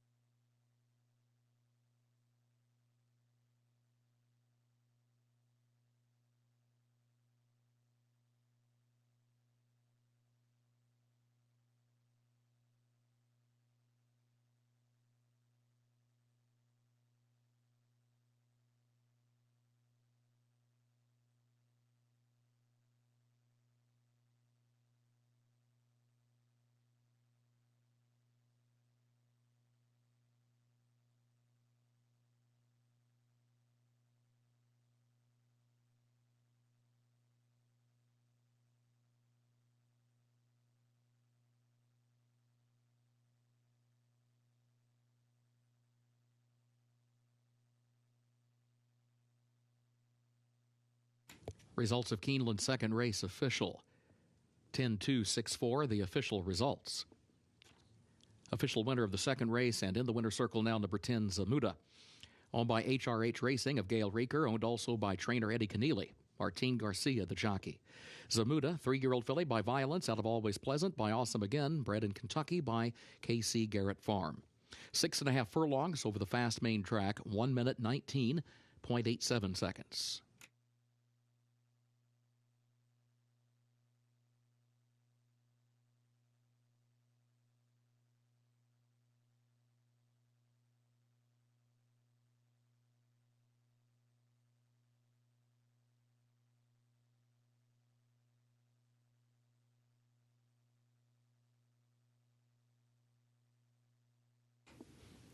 Keeneland's third race upcoming, including double and pick 3 wagering. Main track is fast, turf is firm today. Third race will finish in the short stretch, the first wire. In this third event, scratch the 5, code 1, and scratch the 14, Diversiful. Again, scratch 5, code 1, and scratch 14, Diversiful. A reminder, number 13, 10 days later, draws into the race, jockey Corey Lannery. 13, 10 days later, draws into the race, jockey Corey Lannery. No changes in the fourth. Looking ahead to race 5, a reminder, scratch number 5, Comiskey Park. Race 5, scratch number 5, Comiskey Park.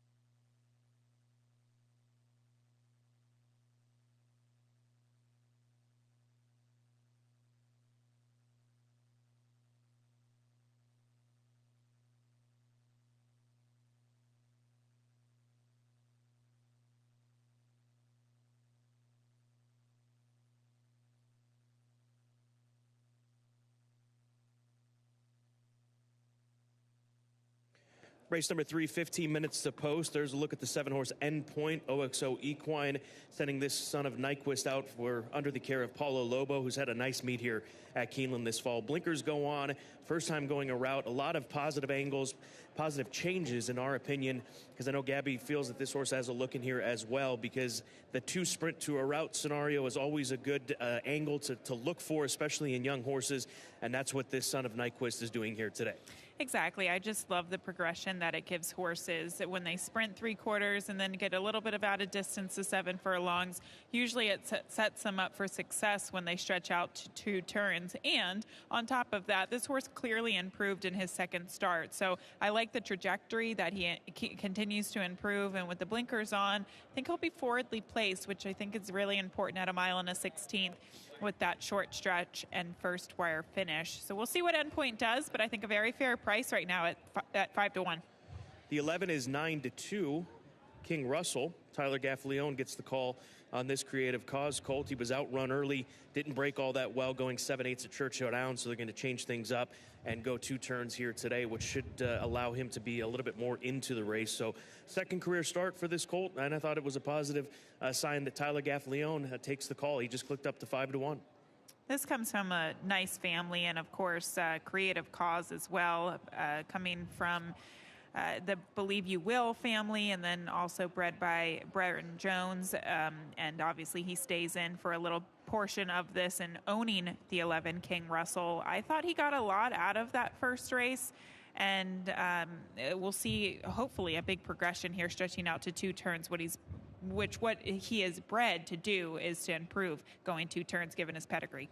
Phosphorescence is the 3. This is a City of Light colt making his debut. He's actually a French-bred City of Light colt who was bred by St. Elias Stables. Ben Colebrook is the conditioner and has been having some fast workouts here at Keeneland ready for this debut. And he sold for $200,000 in the Keeneland January sale of last year.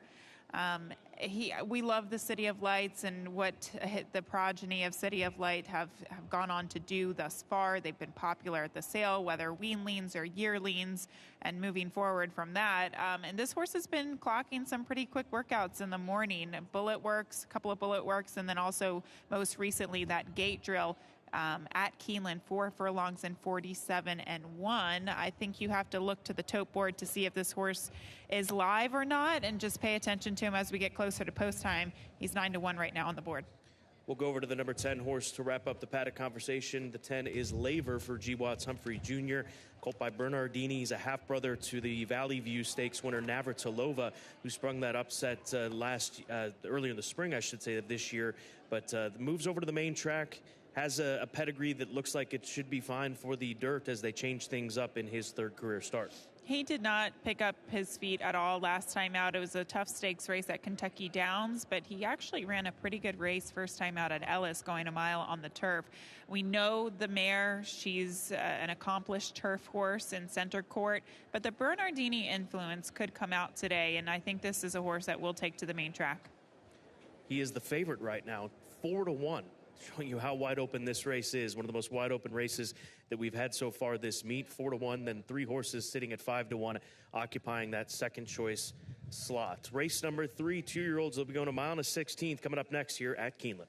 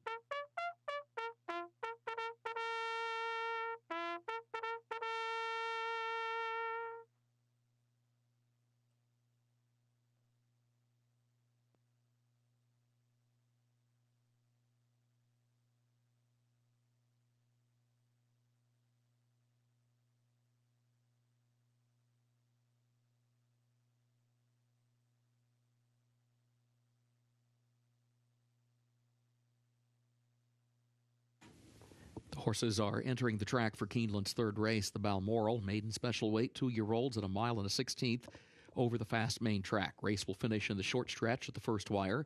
Scratch the 5, code 1, and scratch 14, Diversiful. Again, scratch the 5, code 1, and scratch the 14, Diversiful.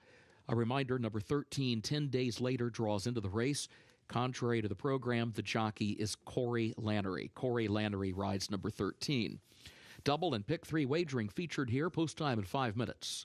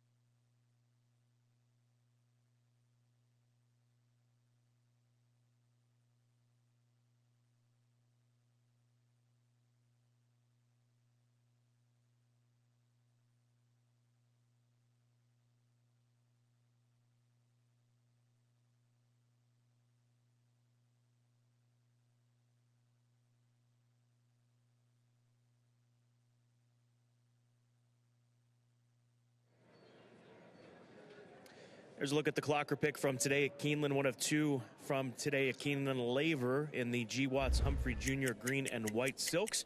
Colt by Bernardini. Rusty, I asked him, I said, why are you moving this horse over to the main track here today? He said, frankly, we've just been excluded out of turf races time and time again, so they had to change things up, move him over to the dirt, and he did mention that the second dam of this family was quite a dirt runner, so we'll see how he handles it as he sits at 9-2 on the board as the very lukewarm favorite. That's interesting, and I love being able to get that information and talk to connections and see what their preference is, and obviously Rusty is saying that turf is his preference, but he might be capable, maybe even better on the dirt, and he looks great on the track today. This is a good-looking group of young horses. Amazing Mark, the 12, right now 15-1 on the board. We saw a Motown winner last week. That came on the turf. This horse ran on turf on debut, finished 4th as he moves over to the dirt here today for start 2 of his career. He just looked a little green in that debut, and he looked like he learned a lot from that experience just in general. Now coming to Keeneland, I think he might be able to take another step forward. I just thought he made a really lovely appearance, Scott, and in a race like this, you have to try to find those long shots. It's race number 3, 2-year-olds, 1 mile, 1/16th, first wire finish here at Keeneland.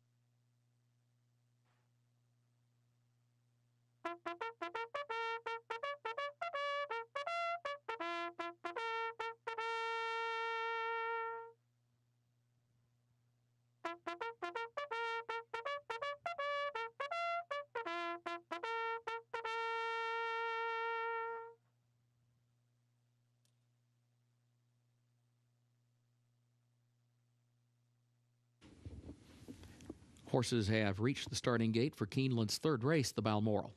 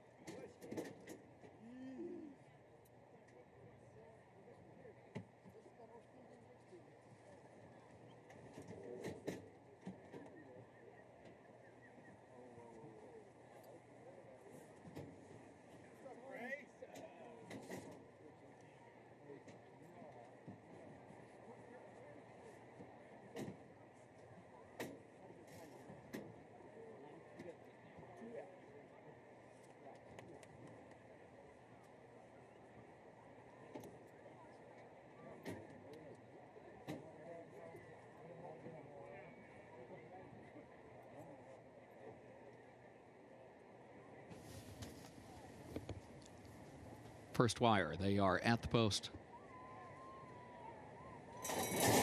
They're off. There's Prince of Roses from the inside, along with Phosphorescence. Here comes Swiss Guard from the outside. In point, Face Value, both up close in the opening strides. As they enter the turn, Laver is close to the pace, but wide. 5 lanes off the rail into the first turn. In fact, King Russell will be wide as well around the turn, back in that 6th position. But up front, Phosphorescence has come away with the lead, only by a half length, though. Swiss Guard, second by a length. Laver moves up in third on the outside. And then Prince of Roses in 4th, Face Value 5th, King Russell still toward the outside in 6th position. In point right behind that one is in 7th. 10 days later, 8th against the rail. Amazing Mark is in 9th up on the outside.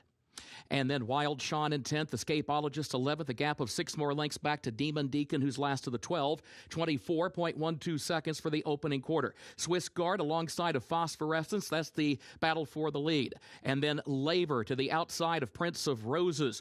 And 10 days later to the inside, King Russell is going to be wide again, about 4 to 5 wide, heading onto the far turn outside of Face Value. In point is in behind horses, 6 lengths to make up, 49.79 seconds, the time for that first half mile. Phosphorescence and Swiss Guard 1-2. Laver is third up on the far outside. 10 days later, 4th, looking for running room with a quarter mile to go down toward the inside. King Russell, still toward the center of the track, has lost some ground around the turn. Prince of Roses still 7 from the lead. In point, still 9 from the front. Laver, the leader, from Phosphorescence off the far turn. And now, 10 days later, 10 days later, had to switch lanes from the inside, found room with an 1/8 of a mile to go, and has taken the lead from Laver. Laver's fighting on. 10 days later, has a narrow lead, and 10 days later, wins it for Corey Lannery. It was Laver home second. In point got third. Escapeologist came up the inside for 4th.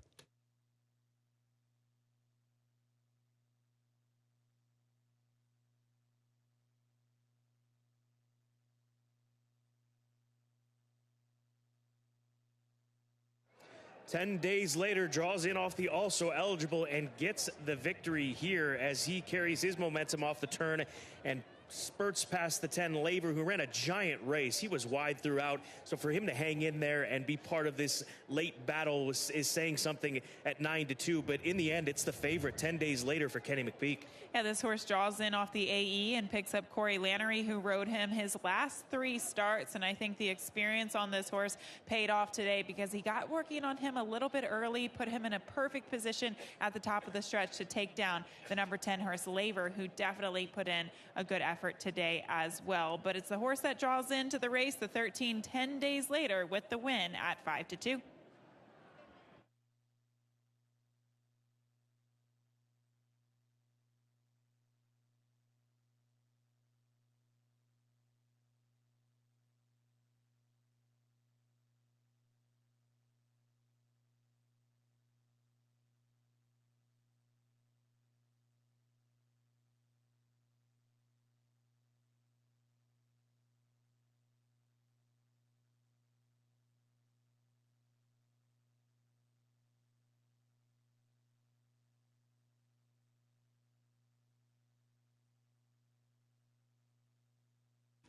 The unofficial results of Keeneland's third race: number 13, 10 days later, was first.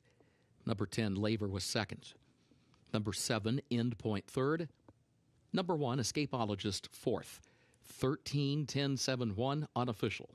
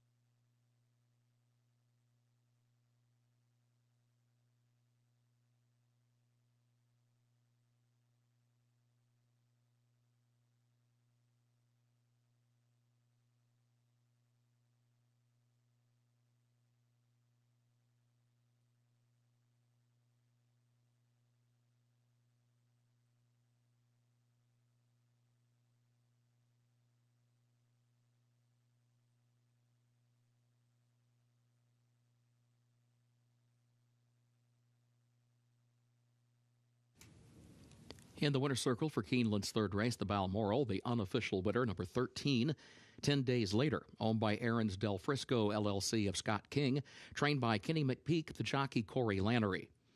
10 days later, 2-year-old son of Collected, Out of My Baby's Baby by Awesome Again, bred in Kentucky by Bo Lane. Keeneland September graduate gets 8.5 furlongs over the fast main track in 1 minute 47.45 seconds. Results of race 3 official. 13, 10, 7, 1, the official results.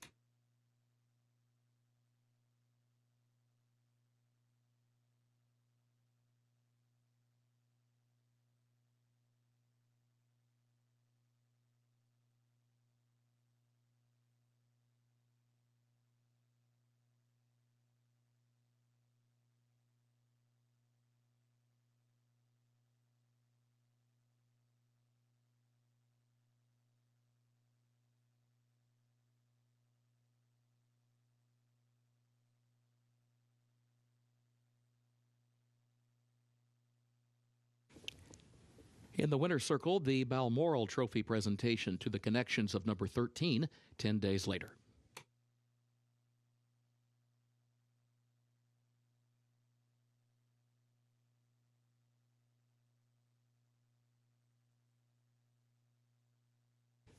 Keeneland's fourth race upcoming. This race will finish in the short stretch at the first wire, double and pick 3 wagering, and also the start of the pick 6, no carryover.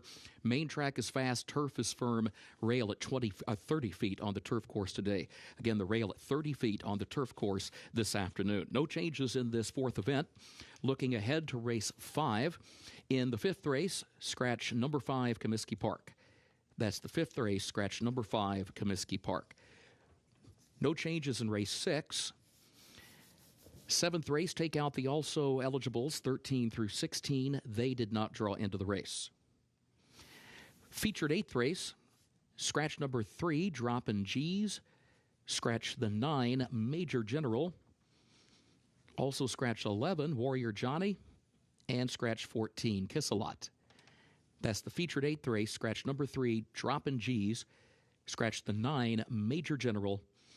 Scratch 11, Warrior Johnny, and scratch 14, Kiss-A-Lot. Number 13, Trademark, draws into the race, the jockey, Martin Garcia.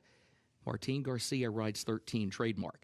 Number 15, Pioneer of Medina, draws into the race, jockey Tyler Gaffalione. Tyler Gaffalione rides 15, Pioneer of Medina. 16, Steinbeck, also draws into the race. As programmed, Declan Cannon is the jockey. One other note regarding race 8, a reminder, contrary to the program, number 1, St. Tappet, is a Ridgeling. Number 1, St. Tappet is a Ridgeling. Ninth and final event, scratch number 10, Time to Race, and scratch 13, Moshiro. That's the ninth and final race. Scratch the 10, Time to Race, and scratch 13, Moshiro.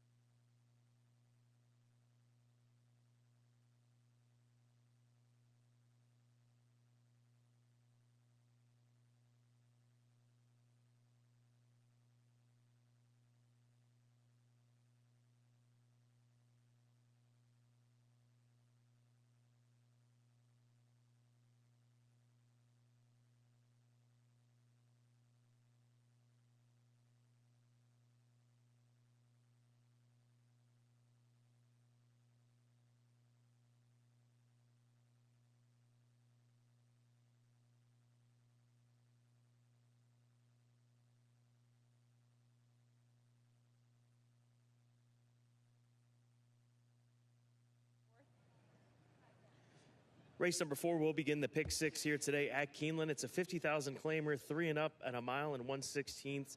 And this is a group of classy runners that'll be competing to the first wire finish here at Keeneland. We're looking right now at the number 7 horse, Burning Bright, for Augustin Stable.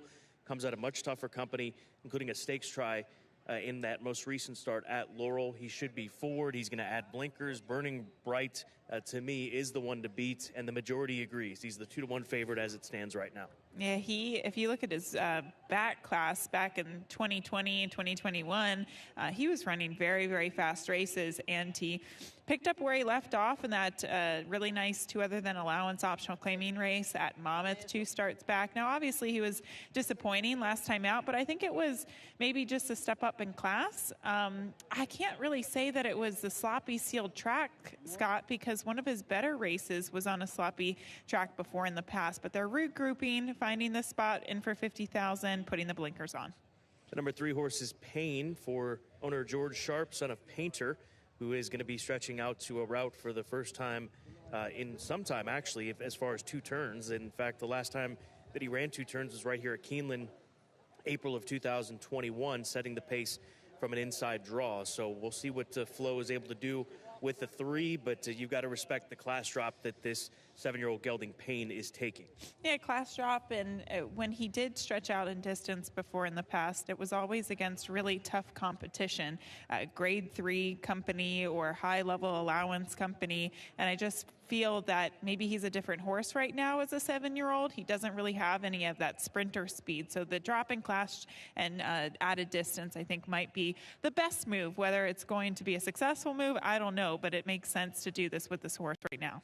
Devil Vision is the number 4 horse for Mac Robertson. That's the trainer of this 5-year-old gelding, son of Pollard's Vision. He's won a couple of times this year, including most recently at Canterbury up in Minnesota. Minnesota bred coming into Kentucky, and he is 7-1 right now. He's very consistent on the main track. He's a winner last time out, albeit maybe against a little bit easier company than what he faces today. And he needs a fast pace to close into. I don't know that he'll get that, but I just love the fact that he really does always show up when he's running on the dirt. He's a 4-time winner out of 6 starts on a fast main track. And also Mac Robertson with the 2-horse Hot Shot Kid. He has form here at Keeneland. He's 3 for 4 in the top 3 finishes in 4 attempts here at Keeneland, including a victory. And he's a classy runner as well. He's won 16 races in his career. Last win came here last October, right here at Keeneland Racecourse. So it comes out of Minnesota Bred Stakes Company to return to the scene of some of his career success. In fact, his last victory was here at Keeneland against $50,000 claiming company, and he sat just a little bit off the pace, went on to win that race by a neck at 14-1. He's an 8-year-old, an old-timer, earner of over $688,000 in his career. He's hard not to root for. Looking forward to this group competing on the main track in 12 minutes. It's race number 4 at Keeneland, start of today's Pick 6.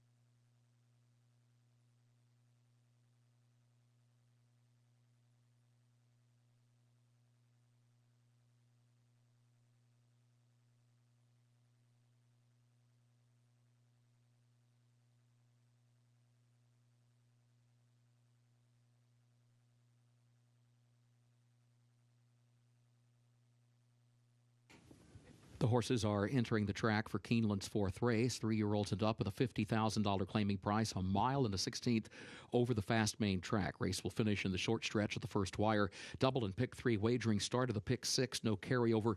Main track is fast, turf is firm. The rail at 30 feet on the turf course today. No changes in this fourth event. Post time in less than 5 minutes.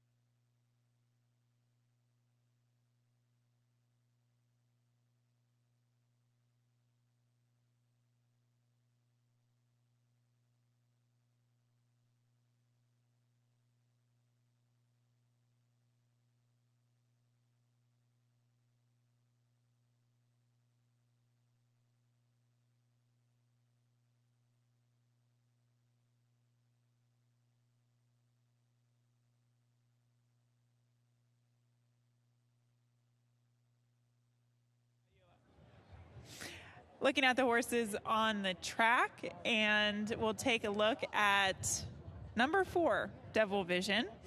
This one coming out of the Mac Robertson barn. And I just, some of these older horses, you can just tell when they're really doing well.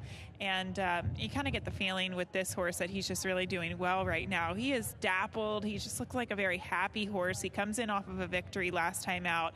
And I think he can maintain that form. He's 5 years old, a 6-time winner, again, a 4-time winner on a fast main track. I think he is where he needs to be in order to succeed today. I liked him best coming out to the track. As we transition inward to the number 1, Bandit Swanson, first off, the claim for Armando Hernandez. This horse comes out of a pretty tough race last time out at Horseshoe Indy. But his races down south were actually quite fast, and I just have a feeling that he might come back to that form that he once had back in the day, coming back to a mile and a 16th here at Keeneland. I thought he looked good in the paddock. And then finally, the number 7, Burning Bright. Scott, I know you had the opportunity to talk to Jonathan Thomas. Did he say anything about this runner in particular? He said in that last race he was perplexed as to why he didn't take to the off track, because he had run well and won on the off track in the past. So He's hopeful that he can bounce back here today. He looks good. I will say that. The 5-year-old gelding, maybe this third start off of a layoff will be the positive move for him. But he also said that the addition of blinkers, not necessarily to get speed into him, but just to keep him into the bridle, because he ran a bit spotty, into the bridle, off the bridle, into the bridle. So hoping that he can alleviate that or rid that here today by adding those blinkers. And 9-5 is what he sits at right now for Jonathan and the Augustin stable, son of Empire Maker. 1 minute to post. It's race 4 here at Keeneland.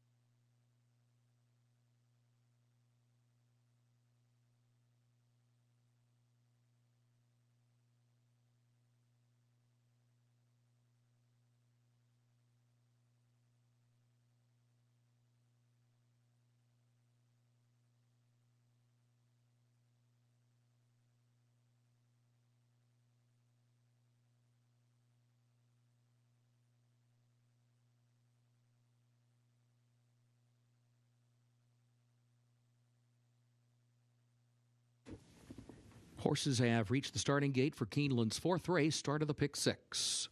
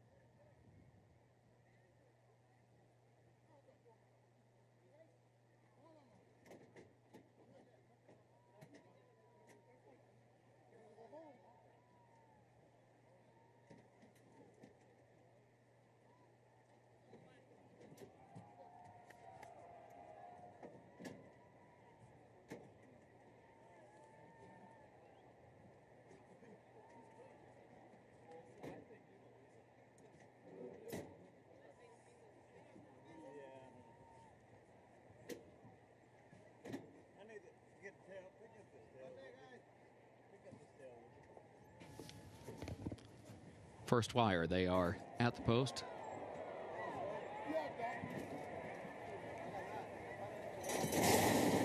And they're off. There goes Treasury. Treasury right out for the early lead. Bandit Swanson there to the inside. Burning Bright moves up into third in the opening strides with Outlier just inside of that one. Treasury the leader, though. Treasury gets to the front, settles down next to the rail, leads it by a length and a half. Burning Bright goes second around the outside of Bandit Swanson in third. Outlier is fourth. Silver Dust sneaks through an opening, shifting lanes down to the inside in fifth, just over 2 lengths off the lead. Further back, Payne, Devil Vision, Hot Shot Kid at the back. Opening quarter went in 24.15 seconds. Treasury the leader. Treasury onto the backstretch, leading Burning Bright 3/4 of a length. Outlier third by a neck just outside of Bandit Swanson and fourth between horses. Silver Dust is fifth against the rail, just over 2 lengths off the lead. Break of 3 more back to Payne, 5 back of that one to the 2 trailers as they head for the far turn. You've got Devil Vision there next to last. Hot Shot Kid is last, 48.46 seconds for that first half mile. Treasury continues to lead. Treasury leads at 3/4 of a length at the entrance to the far turn. Burning Bright is second by a length. Outlier third to their outside. Silver Dust is still down toward the inside in fourth. And then Bandit Swanson is in fifth. Payne is sixth. 5 from the front. They're midway on the final turn. Burning Bright right alongside of Treasury. Treasury inside. Burning Bright outside. Outlier third, a length off that pair. Silver Dust is in fourth position. They're past the quarter pole now. Payne is fifth and is still running. Sixth from the front, top of the short stretch. Treasury, Burning Bright going at it for the lead. Outlier joins them. Silver Dust trying to find an opening down toward the inside fourth. Payne is in the fifth position and is followed by Devil Vision, who's sixth on the outside, 5 from the lead. Outlier has a head in front. Devil Vision and now Silver Dust. Silver Dust, Devil Vision, both running late. And then Outlier between that pair. Here's the line. Head bobbing photo for the win.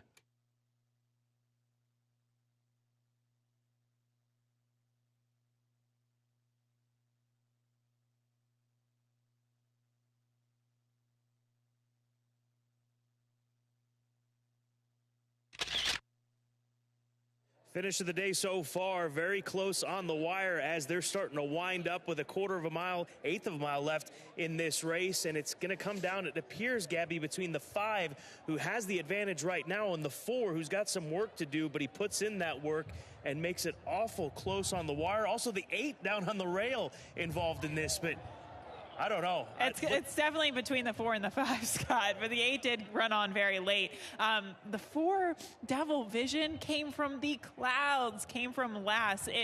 That camera angle, you can't really tell much, Scott, but it's going to be very close. I'm going to give the nod to the 4, Devil Vision, but we'll let the photo finish decide the official finish here between the 4 or the 5.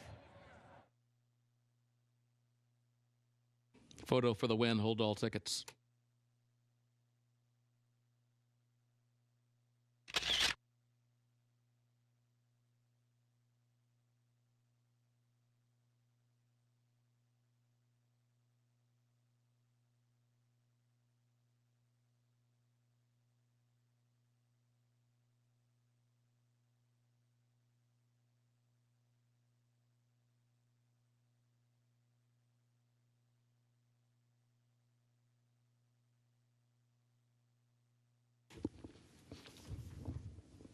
Unofficial results in Keeneland's 4th race. Number 4, Devil Vision, was first. Number 5, Outlier, was second. Number 8, Silver Dust, third. Number 3, Payne, was fourth. 4, 5, 8, 3, unofficial.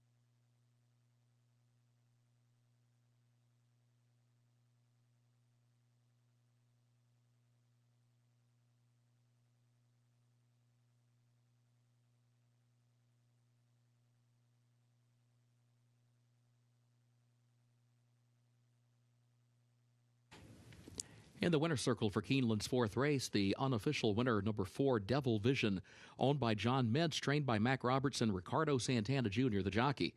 Devil Vision, a 5-year-old gelded son of Pollard's Vision, out of Friend of the Devil by Devilish Dew, bred in Minnesota by Dr. Todd Lieber. Time for the mile of the 16th over the fast main track, 1 minute 45.76 seconds.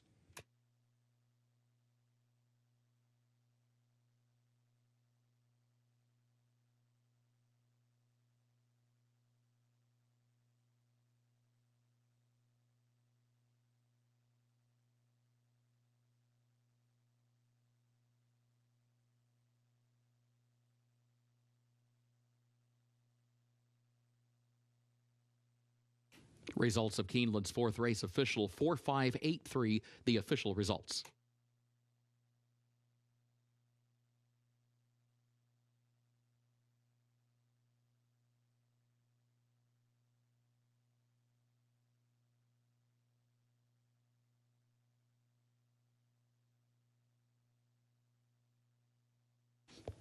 Keeneland welcomes representatives from Hindman Settlement School to the winner's circle.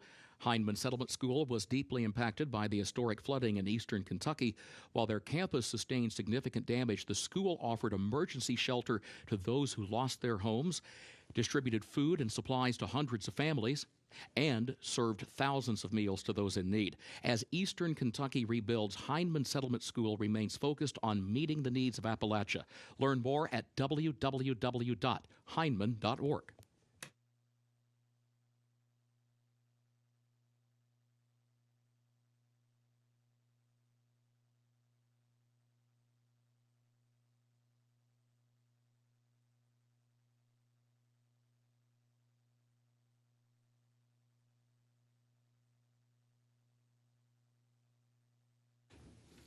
Keeneland's fifth race upcoming.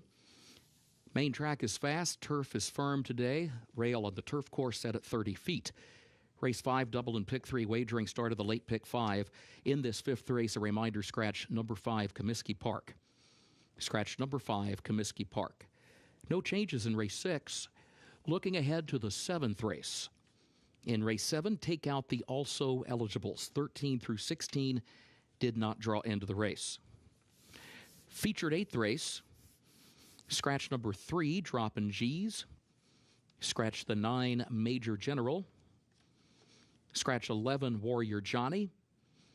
And scratch 14, Kiss-A-Lot. That's in the eighth and featured race. Scratch number 3, Droppin' G's. Scratch 9, Major General. Scratch the 11, Warrior Johnny. And scratch 14, Kiss-A-Lot. A reminder, number 13, Trademark, draws into the race. The jockey, Martin Garcia. 13, Trademark, Martin Garcia to ride.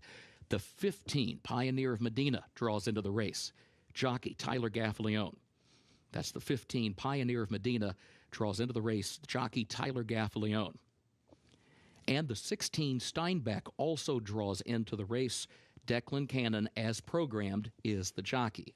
One other note regarding race 8, number 1, St. Tappet is a Ridgeling. Number 1, St. Tappet, a Ridgeling. Ninth and final event, scratch the 10, Time to Race, and scratch 13, Moshiro.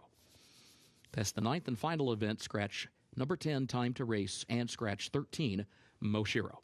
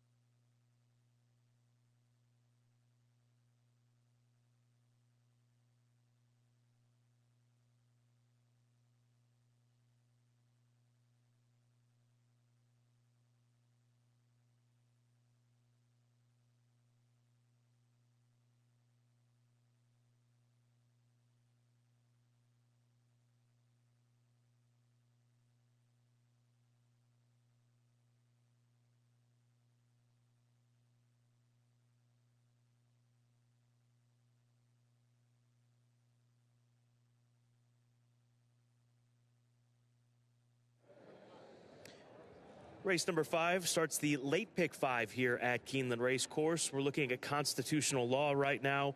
The gray son of Tappet, 4-year-old Colt, who's a one-time winner, and that came 2 starts back at Churchill Downs, sprinting 6 furlongs. He followed it up with a performance that led to a second-place finish in his most recent start at Churchill at this same level, a starter $50,000 allowance race. So looks like a straightforward type of a sprinter, lay off the pace and try to reel him in late. And if he can run to either of his last 2 races, I think he's the one to beat in here. And I like the price. A $7 winner would go a long way for me here today at Keeneland Race Course. And I think that's a fair price on a horse like this.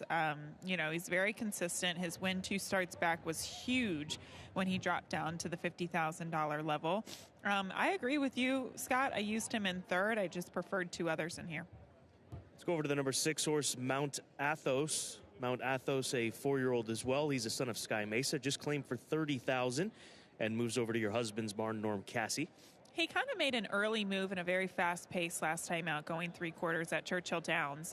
That seemed to be pretty good for a level race. You can see the early portion of the race, how fast they went, 21-4, 45-2 for the half. And he opened up on the field, as you can see, and then just got nailed late as the favorite. So kind of a weird trip he got. He's been competitive against Starter Allowance Company before in the past, but the key is sticking to the 6 furlong distance, Scott.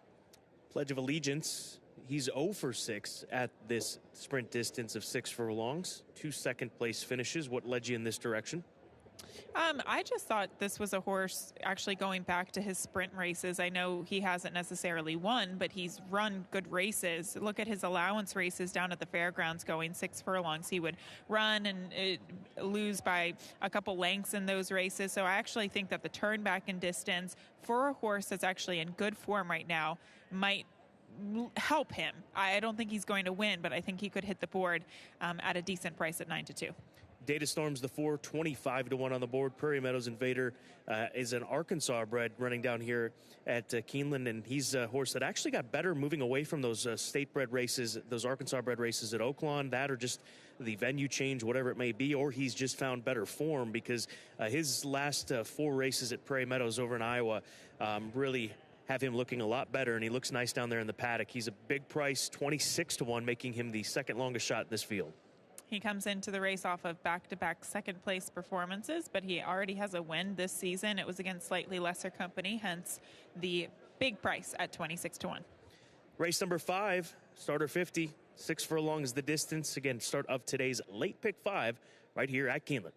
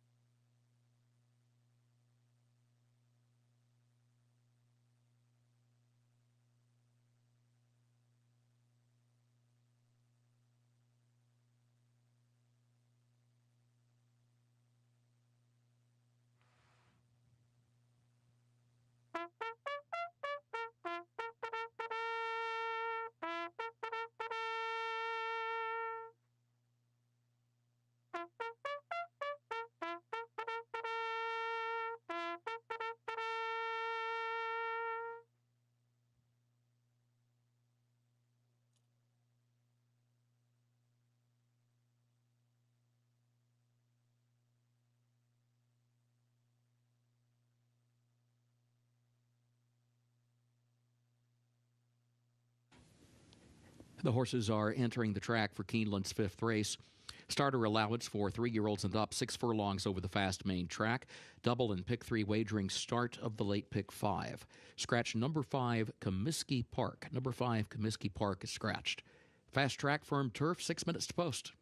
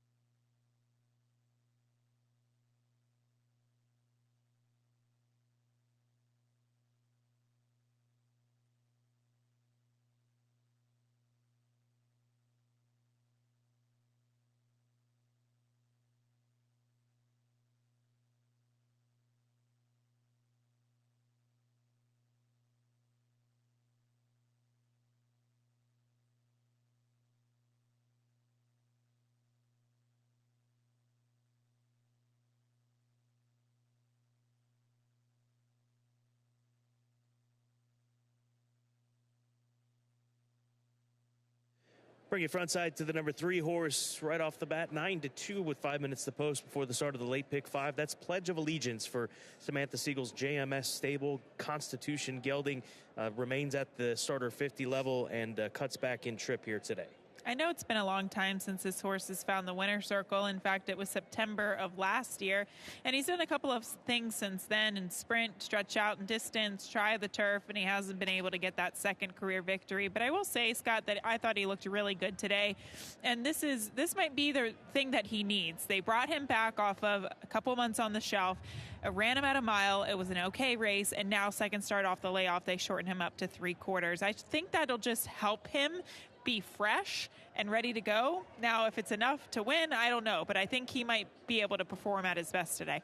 Let's go over to the 8, 13-1 Atris. Jimmy Graham, Jason Barkley, the team that sprung the 21-1 upset in the nightcap yesterday on the turf course, would be an upset at this price. And this horse, after speaking to Jason Barkley, I'm drawn to him because Jason said they claimed him with the intention of coming back in a $30,000 race after taking him for $20,000. They liked him so much that they wanted to protect him here today. That's what they've done, and he feels that there's not a horse that can keep up with him early on. He thinks he's got the speed in this race initially, and James Graham's going to ride him aggressively from the starting gate. Sign me up for a 12-1 shot who's got the speed to keep on going, and he's feeling good out there as he warms up with Jimmy Graham. Yeah, that's interesting info because the other speed in here, the 5 Comiskey Park, is out, so he very well could inherit the lead. I think Mount Athos might be forwardly placed in here today, but Atris, yeah, I mean, that's great info, Scott. Ampersand is the 10 for 10 Strike Racing, and others. Matt Shire, the conditioner, claimed in his last few he bumps up in class out of those races at Saratoga. He just looked like a horse that was fresh, on his toes, really good energy. And Matt Shire, he does a great job with claiming horses and spotting them appropriately off the claim. Yeah, you can see it kind of reflected in the percentages first off the claim, but this horse caught my eye at 14-1. Great sequence ahead. Late pick 5, pull over $233,000. Less than 3 minutes to get those wagers in here at Keeneland.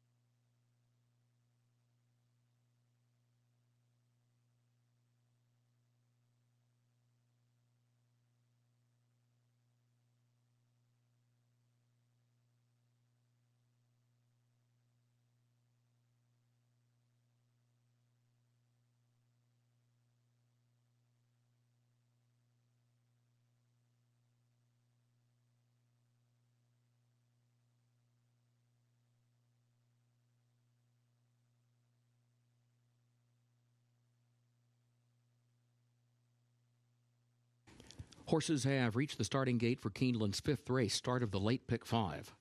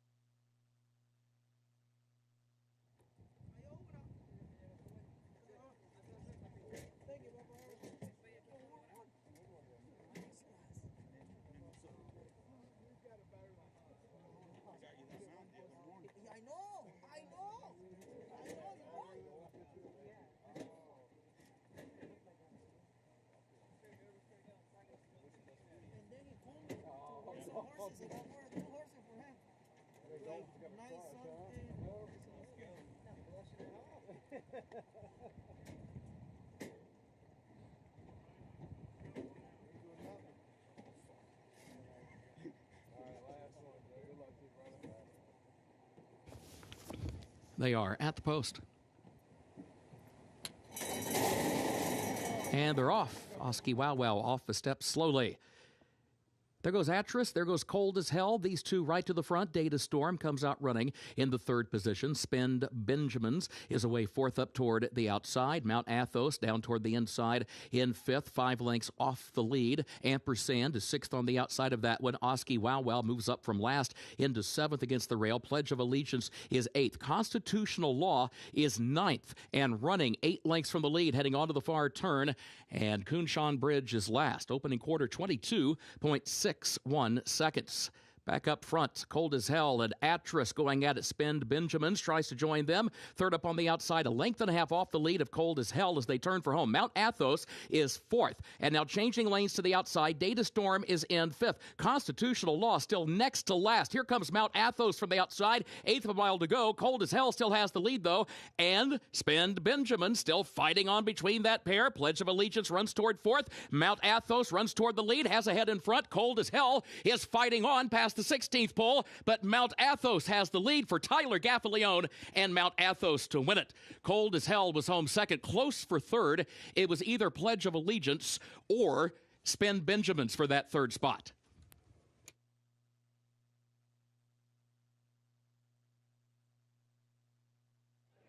Mount Athos able to win this one nicely here at odds of 5-2. Gaffalione, Norm Cassie teaming up first off the claim for Quarter Pole Club LLC, getting the win here from just off the pace. Yeah, claim back into the barn, Norm Cassie. He liked this horse so much, decided to claim him back for $30,000. And this was a really gutsy performance. He showed it all today in closing from off the pace. Actually, not too far off of it. Tyler put him in a perfect position, had to turn a little bit wide coming around the final turn, but wrapped up in the end, getting the win at 5-2.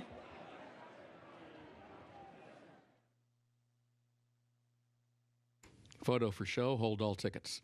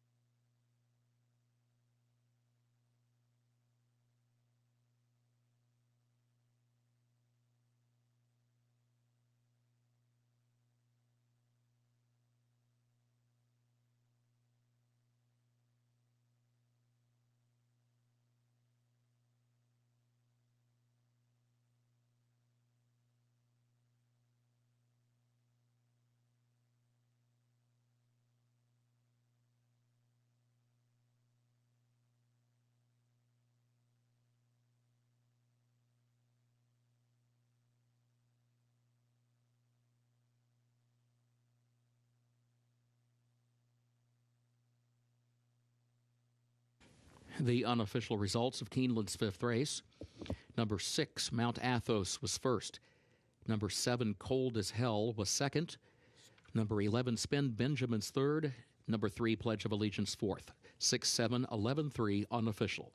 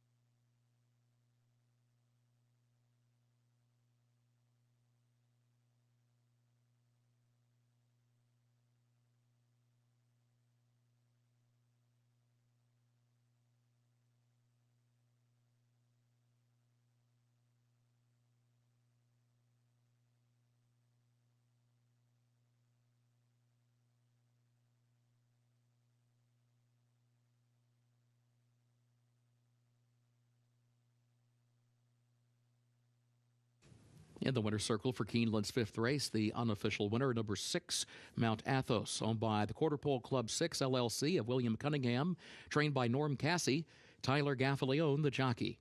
Mount Athos, a 4-year-old son of Sky Mesa, out of High Priestess by Mount Livermore, bred in Kentucky by Montecule. 6 furlongs over the fast main track in 1 minute 10.92 seconds.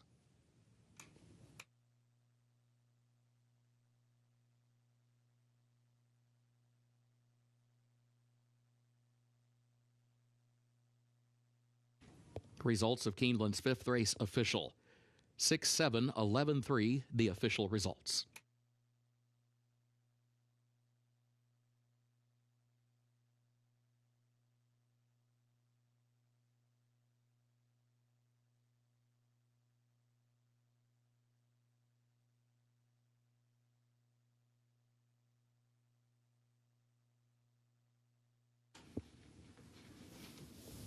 Keeneland, 6th race upcoming, including double and pick 3 wagering, start of the late pick 4. Main track is listed fast. The turf is firm. A reminder, the rail at 30 feet on the turf course today. 6th race will finish in the short stretch at the first wire. No changes in race 6. Looking ahead to race 7, a reminder, in the 7th race, take out the also eligibles 13 through 16. They did not draw into the race. Featured 8th race, scratch number 3, Droppin' G's. Scratch the 9, Major General. Scratch 11, Warrior Johnny. And scratch 14, Kiss a Lot. That is the 8th and featured race. Scratch number 3, Droppin' G's. Scratch the 9, Major General. Scratch 11, Warrior Johnny. Scratch 14, Kiss a Lot. A reminder, number 13, Trademark, draws into the race. Jockey, Martin Garcia. Martin Garcia rides 13. Number 15, Pioneer of Medina, draws into the race. Jockey, Tyler Gaffalione. Gaffalione rides the 15. Number 16, Steinbeck, also draws in, and it will be Declan Cannon as programmed, the jockey. A reminder that number 1, St. Tappet, is originally. Number 1, St. Tappet, originally. 9th and final race. Scratch 10, Time to Race. Scratch 13, Moshiro. 9th and final race. Scratch 10, Time to Race. Scratch 13, Moshiro.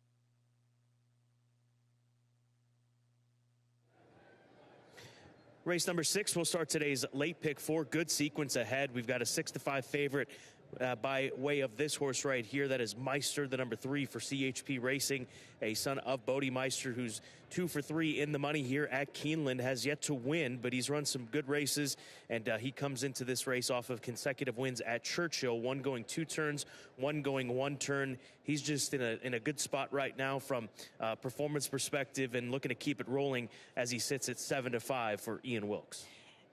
Yeah, Scott, he's in very good form. He won that impressive allowance race 2 starts back and then followed it up at 5-1, proving that that allowance win was no fluke and that he's just a horse that's in very good form.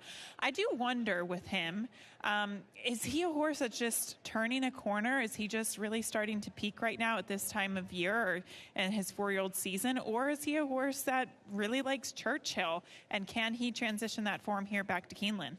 We will find out in less than 16 minutes' time. We're on to the 2-horse ethical judgment for Brendan Walsh. Blinkers going on this honor code colt. He comes out of a 1 1/8 try over at Churchill Downs. He's won here at Churchill, so at least we know he likes it here. Or at Keeneland, excuse me. He comes over. You confused me there for a minute, We're Scott. here at Keeneland, but he comes over from a Churchill race. That's right. He broke his maiden here at Keeneland. It was an off-the-turf race, and then he actually followed that up in the following spring at Keeneland on a sloppy sealed track to finish second behind the likes of Folsom. So he's actually had a pretty decent record here at Keeneland, and I do like the fact that he's shortening up a little bit in distance, though, to 1 1/16. And when you look at his figures, when you look at the competition that he's kept, I do think that he's probably, the closest in terms of getting to the favorite in the 3 Meister in terms of class. And I just thought he might be able to get a better trip and maybe stalking from off the pace under Luis Saez with the blinkers going on. To me, Scott, I really did think that this race was between the 2 and the 3 in terms of class. Cupid's Claws, I would argue, has some class as well. I mean, you look at the types of horses that he was running against between Del Mar, Santa Anita, stakes trip up to Golden Gate Fields up in Northern California, and they moved him back over to dirt last time out. And that was a tough group of horses that he was running against, and he was third at 26-1 that day. I think he's a sneaky type of horse in here at 5-1 with Brian Hernandez getting the opportunity to ride him in his second consecutive race. He definitely showed up last time, but the only thing is that why I did not use him in the top 3 here, Scott, is because it's been a long time since this horse has won. He's over 6 this year in 2022, and he was 0 for 8 last year, too. So I think this is a very tough allowance race, but maybe he can break through today in his first win in a year and a half. Major Fed, this will be his 5th race this season. He won twice last year. Those were consecutive wins at Churchill. Kind of the same idea, I guess you could say, when you're looking at him versus the 3 as far as horses that like Churchill. He's run here at Keeneland. He's finished in the money. And doesn't that last race for Major Fed have the looks of a prep race, 7/8, with the intention of, okay, we're going to stretch him back out to 2-turn races in that next start, which is happening here today? Totally. It was either a prep race or maybe there were no races for him at the specific or at that point in time, going 1 1/16 or farther distances. I don't really know why, but I do know that 7 furlongs is not his best distance. So whether it was used as a prep or whether it just came up in the condition book and the horse was doing well, I don't know. But I definitely think he should improve now, stretching back out to 2 turns. 13 minutes to post. Again, a wonderful pick 4 sequence to close out this Thursday card. 9 races today. So pick 4, late pick 4 begins here in race number 6. Good luck.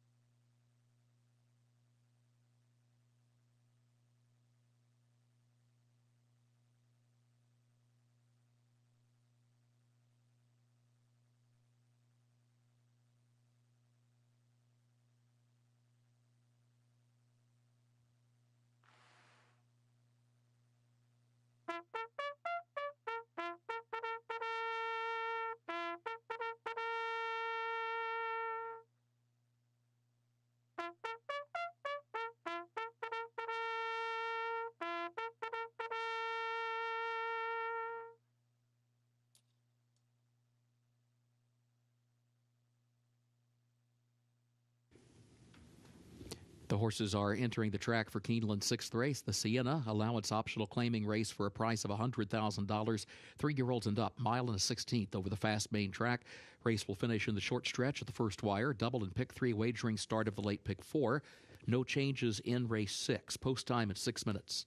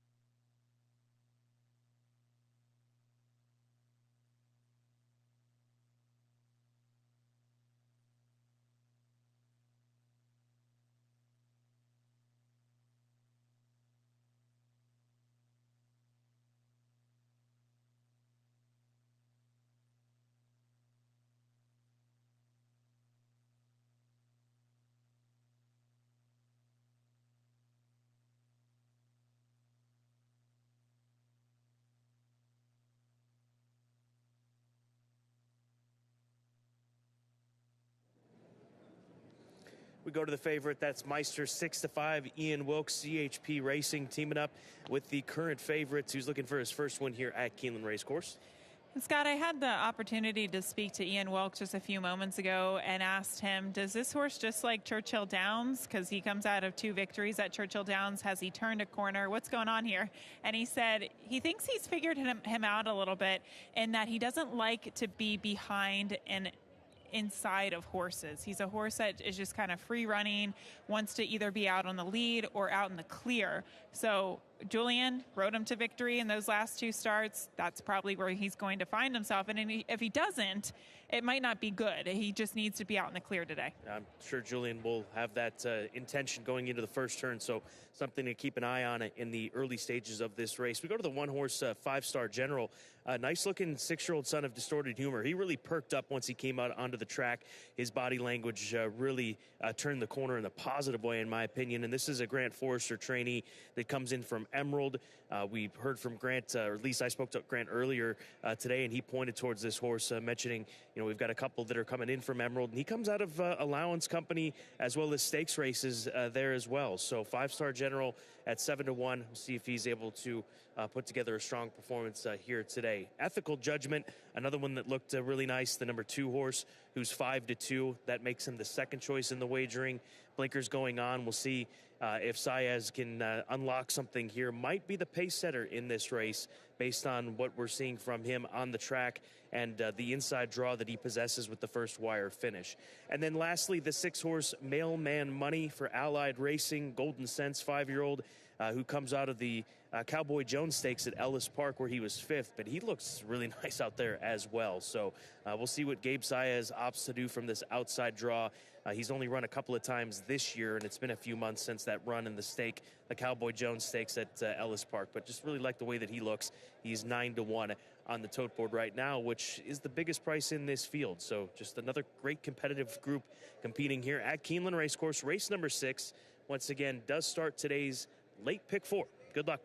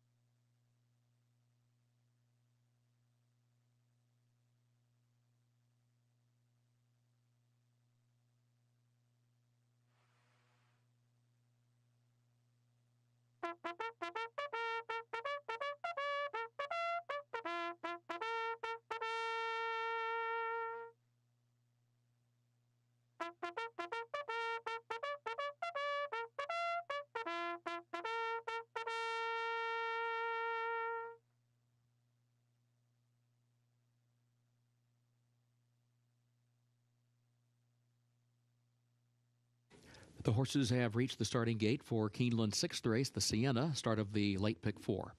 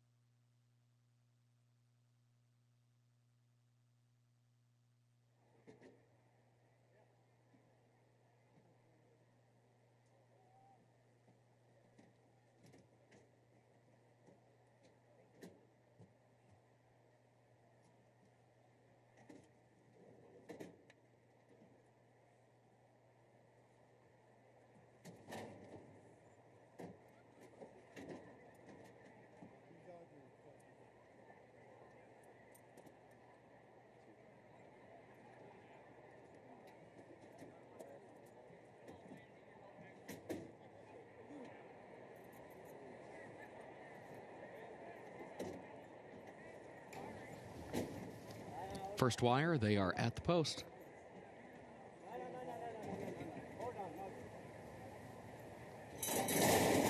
And they're off.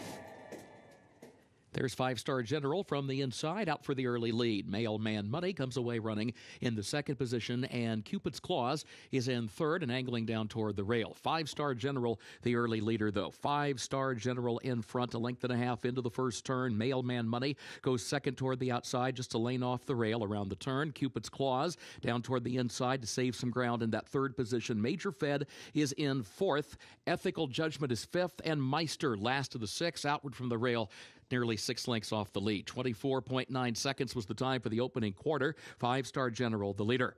5-Star General, 2-length lead up the backstretch. Now it's a length and a half. Now it's a length. Here's Mailman Money, a closer 2nd. Major Fed applies some mild pressure. 3rd up on the outside, and that battle for 2nd joined by Cupid's Claws, who finds some running room down to the inside from 4th position at the midpoint of the backstretch. And then Ethical Judgment and Meister alongside that one at the back. 50.14 seconds for the first half mile.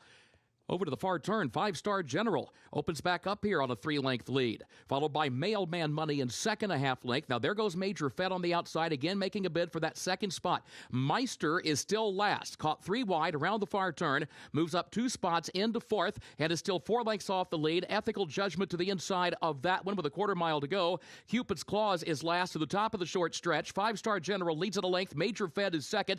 Ethical Judgment 3rd. Meister is still in 4th, and still nearly 5 lengths off the lead, coming toward the 8th pole. Major Fed takes after the leader, 5-Star General. These two going at it. 5-Star General has the lead. Major Fed is there alongside Ethical Judgment in 3rd, Meister 4th, and 5-Star General opens back up. 5-Star General, 2 wins today for Corey Lannery. 5-Star General wins it.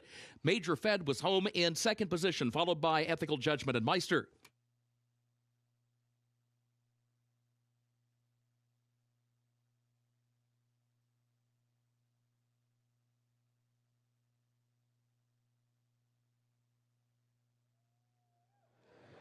5-star General doing it out on the front end, and look at those fractions. When you're able to get away with those kind of fractions at a mile and a 16th at this class level here at Keeneland Racecourse, you're normally in a good spot. And Corey Lannery doing it with this 6-year-old son of Distorted Humor, 5-star General. I mean, it was slow all the way around there, but he also gave him even more of a deep breath halfway through the race, and it was just all said and done from there. When you have those fractions in a race like this against a group like this, you're going to be able to take them gate to wire, and that was exactly what Corey Lannery did on 5-star General to get the win at 7-1.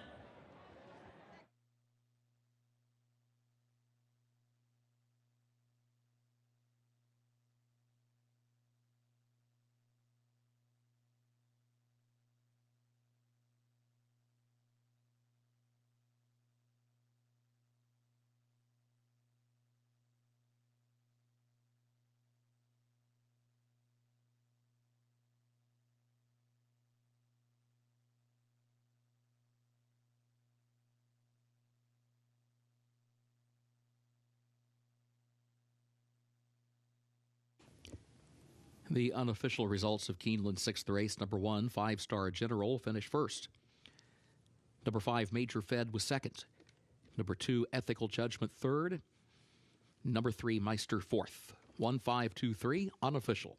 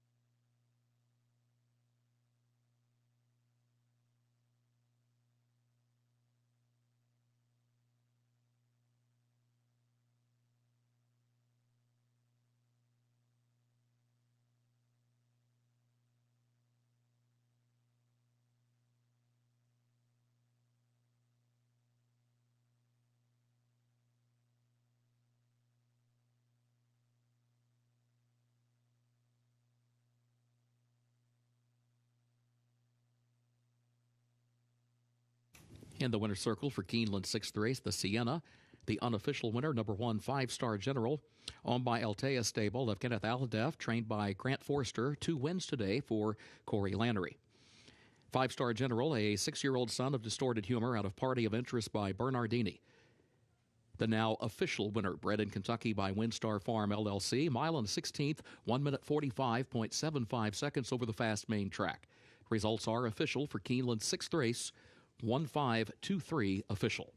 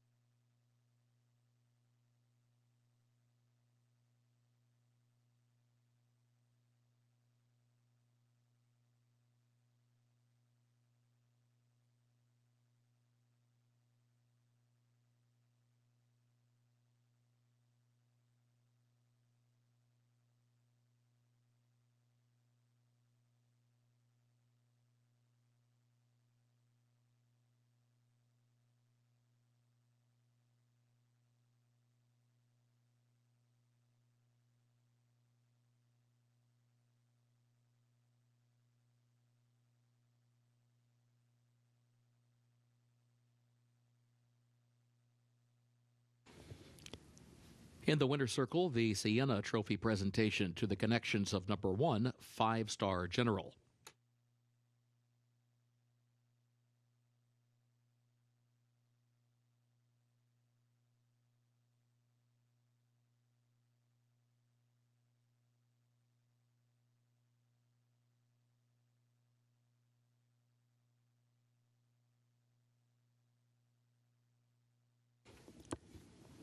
Keeneland's 7th race upcoming. Double and pick 3 wagering offered here. Starts the last of the day's rolling pick 3s. The turf is listed firm, the rail at 30 feet. Rail at 30 feet on the turf course. Take out the also eligibles 13 through 16. They did not draw into the race. Looking ahead to the featured 8th race, scratch number 3, Droppin' G's. Scratch the 9, Major General. Scratch 11, Warrior Johnny. And scratch 14, Kiss-A-Lot. That's the featured 8th race. Scratch 3, Droppin' G's. Scratch 9, Major General. Scratch 11, Warrior Johnny. And scratch 14, Kiss-A-Lot. A reminder, number 13, Trademark, draws into the race. Jockey Martin Garcia. Martin Garcia on number 13. The 15, Pioneer of Medina, draws into the race. Jockey Tyler Gaffalione. 16, Steinbeck draws in. Declan Cannon rides as programmed. And a reminder, number 1, St. Tappet, Originally. 1 St. Tappet, Originally. Then looking ahead to the 9th and final event, scratch the 10, Time to Race, and scratch 13, Moshiro. That's the 9th and final event. Scratch 10, Time to Race, and scratch 13, Moshiro.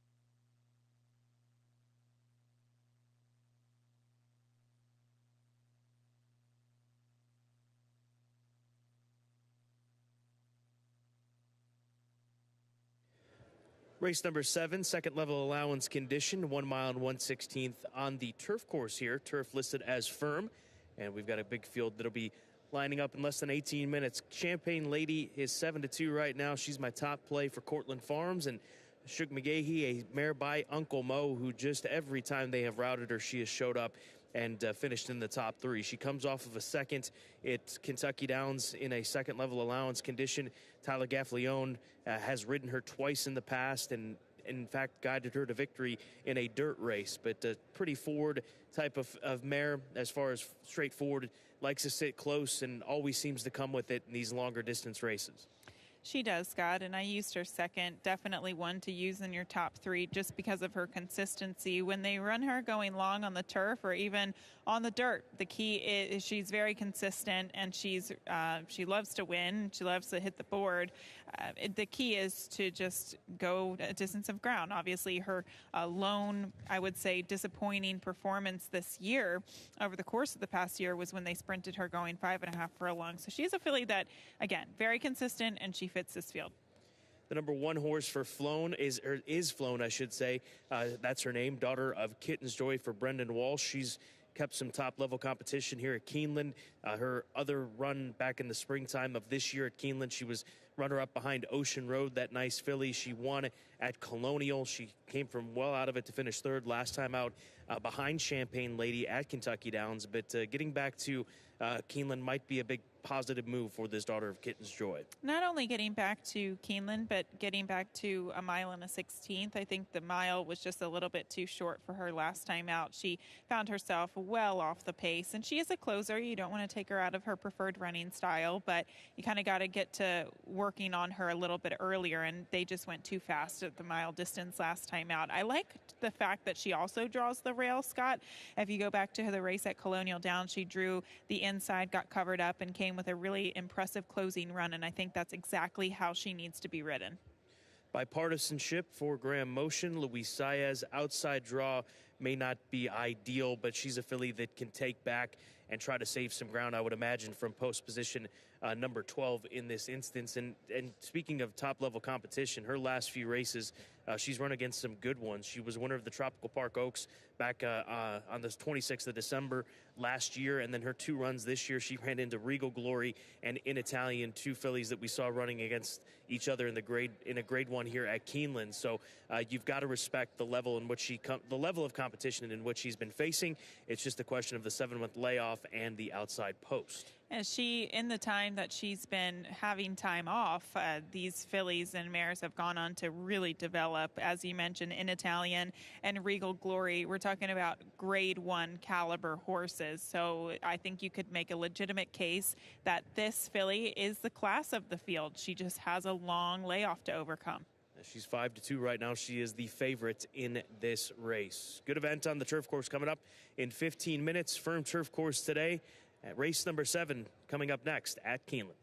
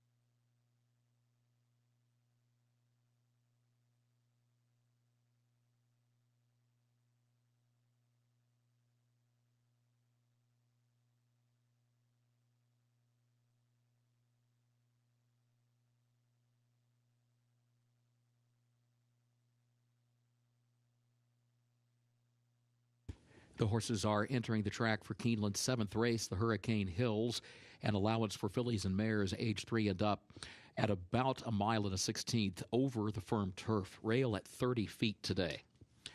A reminder, take out the also eligibles 13 through 16. They did not draw into the race.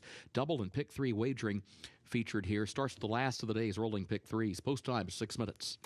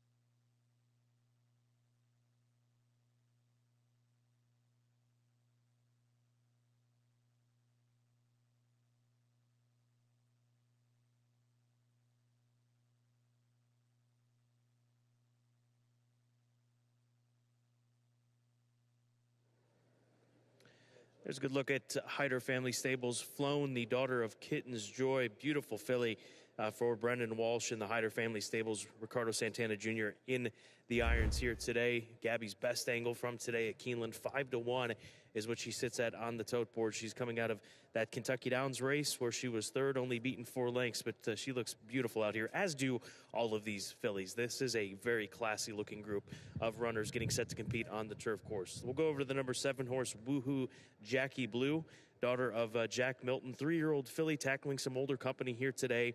She comes in from Monmouth Park. She's had a couple of local works to get ready for this Keeneland debut, but a 2-time winner from 6 starts. We'll see how she fares right now, 12-1 as she sits on the tote board. And a big long shot who looks nice as well, the 11-horse Miller's Maiden for Robert Medina, a Vancouver filly. The form doesn't look like it could stack up against this group, and that's why she's 48-1. But I thought that she looked real nice when she came out for the post braid, the Vancouver filly, who is also making her Keeneland debut. So a very nice group of fillies getting ready to clash here. 7-2, 3 horses sitting at 7-2, just showing you the difficulty of sorting through these fillies. There are cases to be made for just about every one of them. Bipartisanship just clicked down to 3-1 off the 7-month layoff, holding that good competition edge that she comes out of facing in Italian and Regal Glory in her last 2. But it's the 7-month layoff that's the question mark surrounding this filly. 3 minutes to get the wagers in. Race 7 here at Keeneland. Good luck.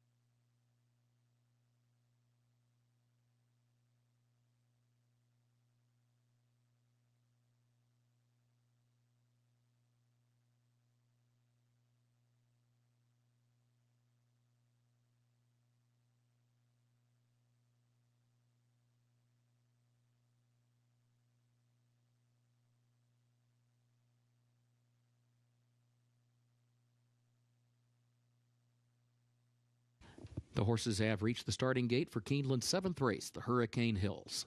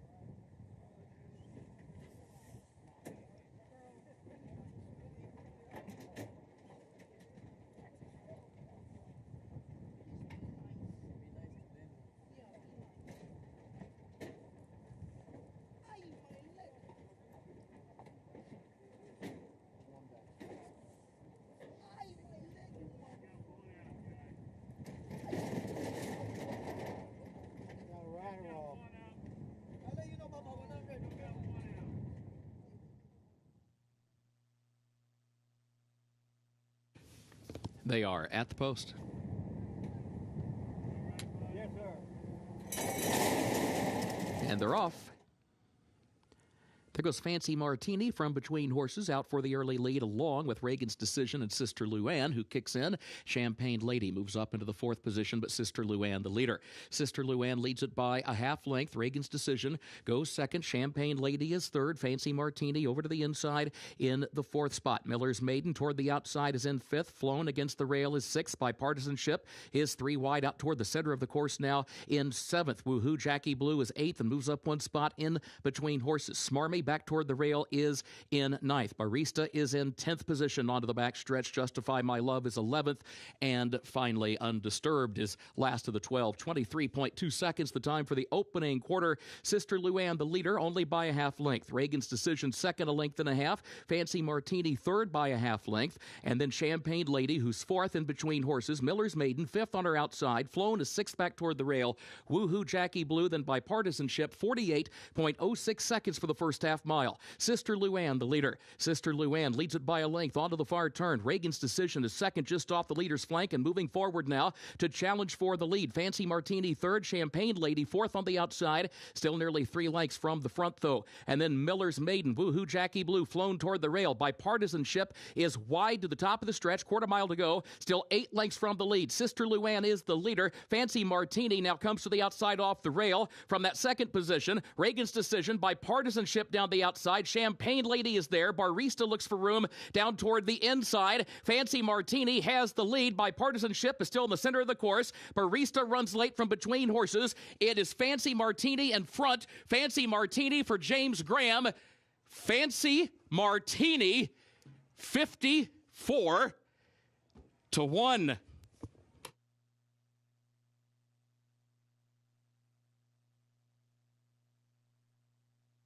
She sure was, Kurt Becker. Fancy Martini, biggest upset of the meet, if I'm not mistaken, here during this fall meeting at Keeneland Racecourse. This filly putting together a strong run, and there wasn't a lot of separation between these fillies in the end, but she's going to pull clear under James Graham, who sprung that big upset last night in the nightcap at 21 to 1, but this one much bigger, Gabby Gaudet. That's right, Scott. We talked this morning on Today at Keeneland, and we said the late pick 4 wasn't impossible, but it was pretty close to that and being very difficult. You knew that one of the races had blow-up potential written all over it, and that's exactly what the case was here with race 7. The second longest shot on the board gets the win at 54 to 1.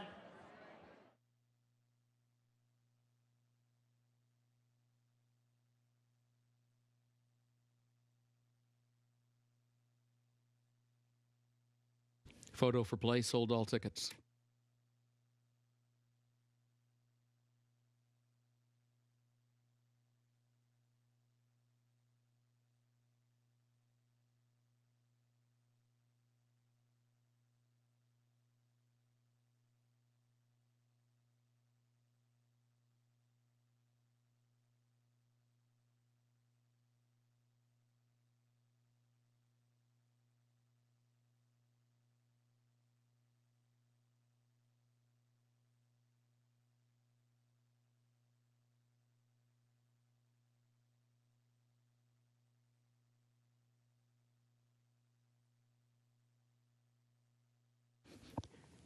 The unofficial results of Keeneland's 7th race.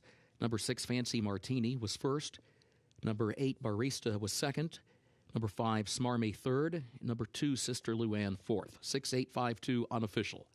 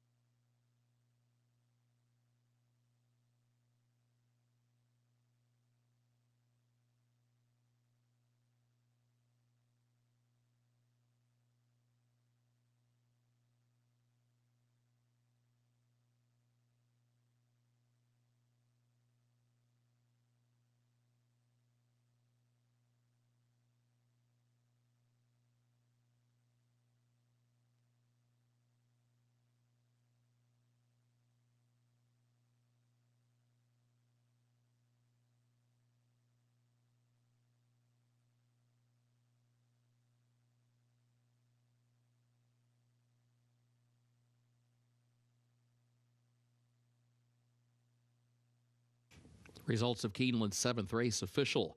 6-8-5-2, the official results.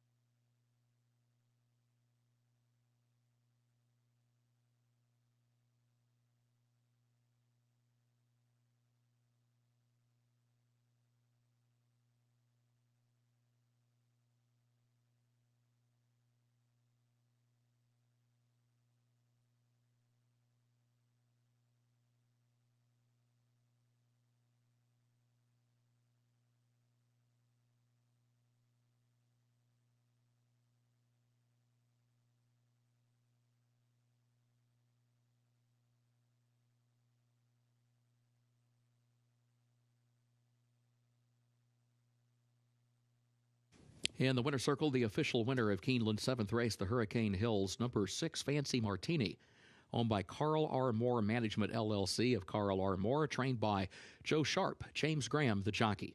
Fancy Martini, 3-year-old filly by Klimt, out of Miss Canada by Distorted Humor, bred in Kentucky by Faustino Paz. Distance of about 1 1/16 over the firm turf today, 1 minute 43.62 seconds for this Keeneland September sales graduate.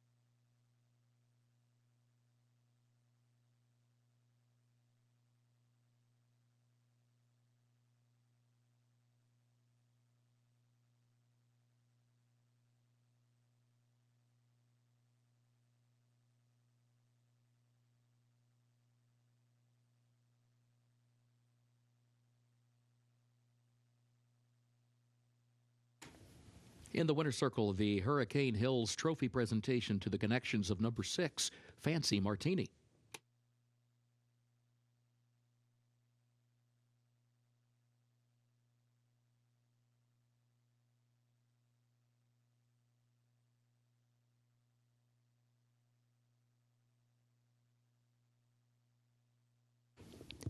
Keeneland's 8th and featured race upcoming starts the last of the day's rolling doubles back to the main track, which is listed fast. Scratch number 3, Droppin' G's. Scratch the 9, Major General. Also scratch the 11, Warrior Johnny, and scratch the 14, Kiss-A-Lot. Again, scratch 3, Droppin' G's. Scratch 9, Major General.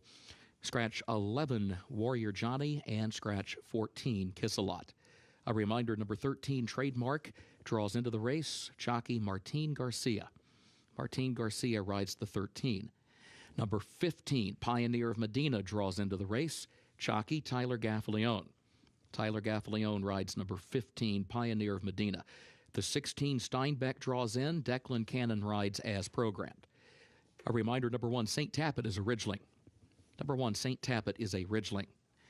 Looking ahead to the 9th and final race, scratch 10, Time to Race, and scratch 13, Moshiro. That's in the 9th and final event. Scratch the 10, Time to Race, and scratch 13, Moshiro.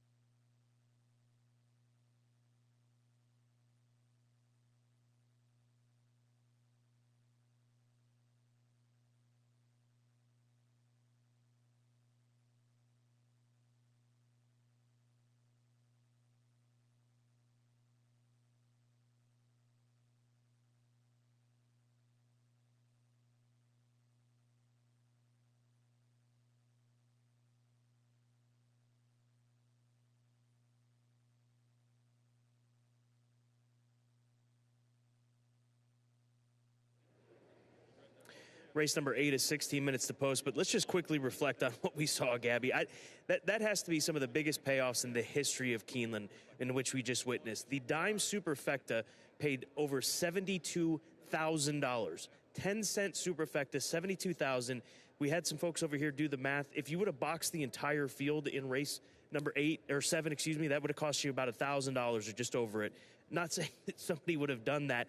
Maybe they did, but a $72,000 Dime Superfecta, I don't think I've ever seen that, let alone here at Keeneland anywhere. You didn't have it? I didn't. I wouldn't be here right now. I'd be up drinking champagne somewhere in this place. Oh, man, one of these days, Scott, we'll hit something for $72,000. Race number 8, it's our featured allowance race, second level allowance condition, and a purse of $120,000. There's Creative Minister, expected him to be the favorite. He gets a bit of class relief off of those tough stakes races that he comes out of. He was third in the Grade 1 Preakness Stakes back in May. They ran him in the Belmont Stakes. He finished 5th, but we know he likes it here at Keeneland. He broke his maiden right here at Keeneland in the slop, so a mile and an eighth I don't think will be a problem for him whatsoever. I think that it might even be a better scenario for him. But more than anything, moving away from those tough stakes races that he's faced off against, 5-2 seems to be a good price, in my opinion, on Creative Minister. He is moving out of stakes races, Scott, but I would say that many of these horses in this field are moving out of stakes races, so I don't know that this is a big class relief. I get it. He's had a pretty serious campaign, and he's been running against tough horses throughout the year, but again, this is a tough field today. And he doesn't really have a lot of early speed. That was the one thing that I feared for that post position, that he might be able to, or he might find himself kind of dropping back off the pace and needing to make that big move and maybe running out of time, but who knows? I mean, I think he's got a lot of class in here. I think he's certainly the horse to beat, but this is not an easy field. No, and you got Actuator in here, and that's part of the depth, the difficulty of this field. Actuator, colt by Bodemeister, winner of the Indiana Derby. That was a fairly weirdly run race. There was an inquiry that went on for some time in that Indiana Derby. That was when Rattle and Roll had such a poor break, and that he was completely out of contention at that point in time. But he would come out of that race, Rattle and Roll, and win the St. Louis Derby and the Oklahoma Derby. So you would have wished you would have seen that race run differently for a lot of those horses, but not for Actuator because he came away at the win. But he comes out of the Grade 1 Alan Jerkins, Jack Christopher, who's going to be one of the leading Breeders' Cup runners out of the Chad Brown barn, whether it's in the sprint or the dirt mile, won that race. So Actuator, he does get definite class relief. There's no question about it. There's no Goodnight. There's no Jack Christopher in this bunch. Yeah, and Goodnight, the horse that you mentioned, Scott, we're going to be seeing him participate in a really good sprint called the Perryville on Saturday afternoon right here at Keeneland. So yes, he comes out of very stiff competition. And I hear you on the trouble trip of many others in the Grade 3 Indiana Derby. Obviously, Rattle and Roll came out to win the Oklahoma Derby, and also the second place finisher, Best Actor, came back to win the Grade 3 Smarty Jones. And yes, a couple of horses had some trouble in that race, but I still think it was a legitimate win, a legitimate performance from this horse, because look at how big his win was.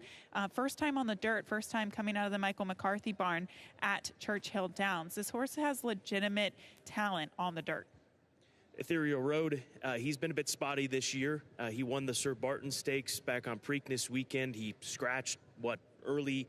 He was a very late scratch, I should say, in the Kentucky Derby, and that's how Rich Strike was actually able to get into the race. If you might recall from that story, one of the crazier stories of the year, and obviously ever in that storied run. But Ethereal Road, he's coming out of stakes races, dropping in class here today into this spot. But as you said, I mean, we can call it a class drop as far as the label on it, but still, this is a difficult road. And Ethereal Road has run twice here in the Toyota Bluegrass and the Stone Street Lexington Stakes.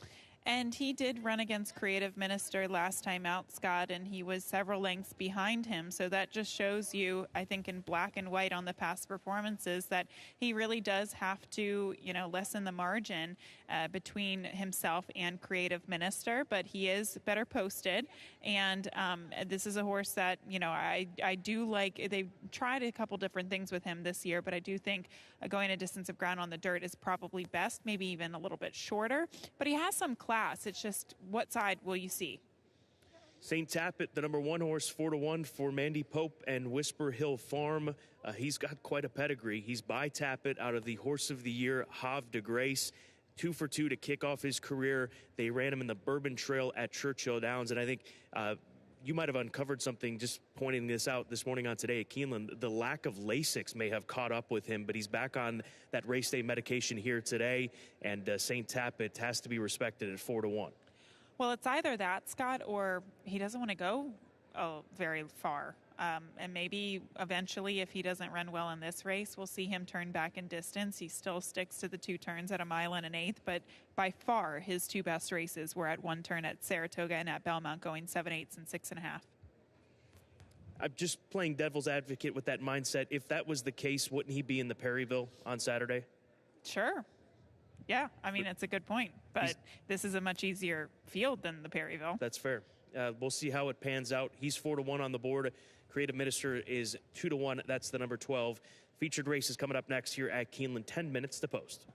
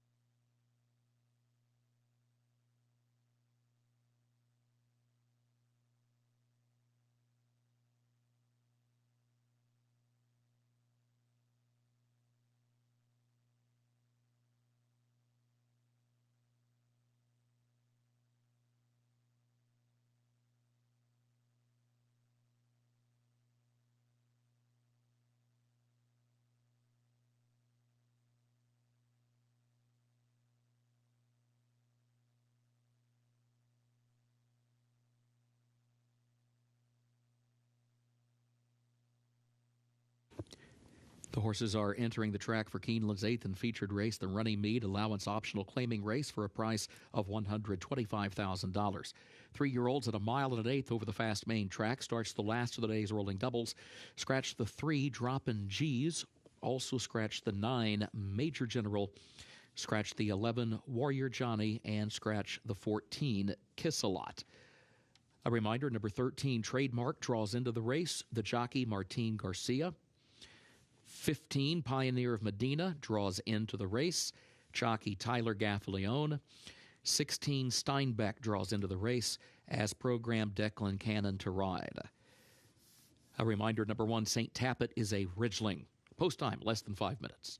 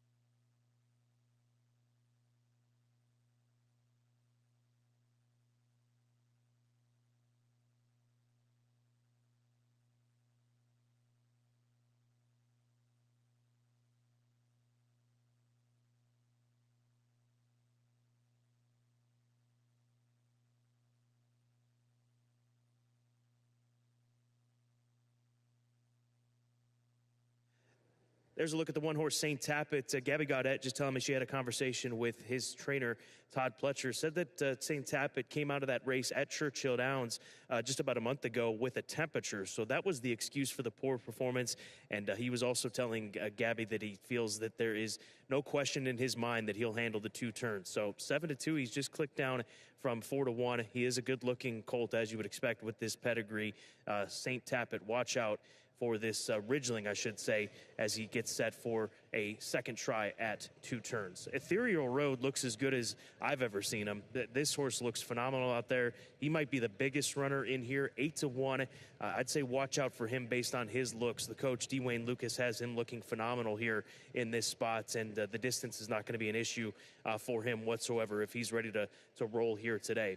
And then just wanted to go to the 16 on the outside, Steinbeck. He was keyed up coming out onto the racetrack. This is a big step up and trip for him, so if he runs to his energy, he might be trying to bust out of there from the starting gates and trying to make the lead. He's 39-1 right now, and he comes into this race off of a win at the Belmont at Aqueduct meeting up in New York, and part of the Lynn Cash program. They run him often, and they travel. And he comes back to Kentucky here today off of that trip up to New York, so we'll see how he handles this step up in Trip, the son of Frosted. 2 minutes to post before our feature here at Keeneland.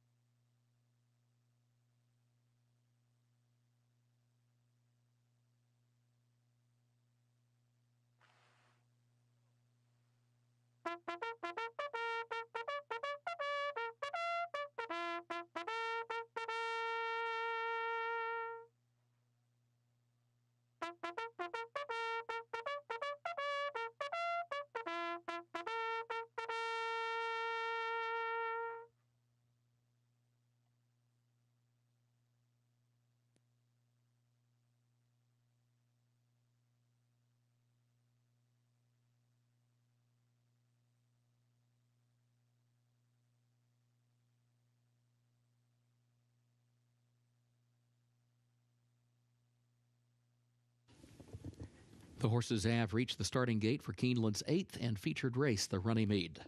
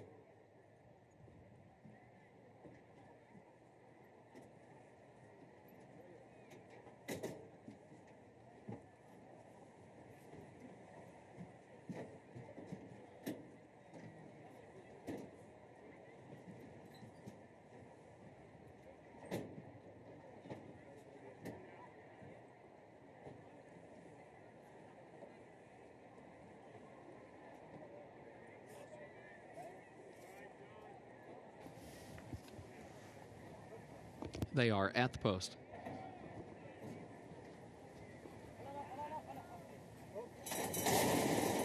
And they're off. And there goes Castle Leoc between horses, joined by Trademark in the opening strides. And here comes Steinbeck. Steinbeck's going to move forward out in the center of the racetrack. Magoo moves up now down toward the inside, then Big Blue Line behind that one. Here's Magoo over to the rail, leads it only for a moment. Castle Leoc is there to the outside, and Steinbeck moves up 3 wide with a head in front now around the first turn. Then a break of 3 lengths back to Trademark in 4th. Big Blue Line is 5th. St. Tappet is 6th. Actuator goes 7th. Creative Minister is in 8th. Serifos is 9th to the inside of that one. Pioneer of Medina is 10th. Ethereal Road is 11th. Maximum Impact is last of the 12. Steinbeck is the leader. Opening quarter went in 23.26 seconds. Steinbeck leads it by a length, midpoint of the backstretch. Magoo second a half length. Castle Leoc third on the outside. Gap of 2 more lengths. Big Blue Line moves up the rail in 4th. Trademark is 5th. St. Tappet is in 6th. Creative Minister is in 7th position, starting to move to the far outside. Now Creative Minister has to go wide to the far turn, still 5 lengths off the lead. 46.75 seconds for the first half mile. Steinbeck is the leader. Castle Leoc, Trademark moves into contention now, 3rd to 2nd, a half length off the lead around the far turn. And then Creative Minister and St. Tappet. Creative Minister and St. Tappet have to go to the far outside. Still 3 from the front, and Trademark comes toward the top of the stretch, opening up by 3. St. Tappet now comes out of a crowd into the 2nd position. Creative Minister is in 3rd. They turn for home. And coming toward the 8th pole, Trademark is chased by St. Tappet, still 2 lengths between the top 2. 1/8 of a mile to go here. And Trademark opens up 3.5, 4 lengths to the good. St. Tappet 2nd. Actuator is 3rd. Ethereal Road goes to 4th. All of this well behind Trademark and Martin Garcia. Actuator up the rail to 2nd. It is Trademark to win it. Actuator will be home in the 2nd position. Going to be close for 3rd, either St. Tappet or Ethereal Road for that 3rd spot.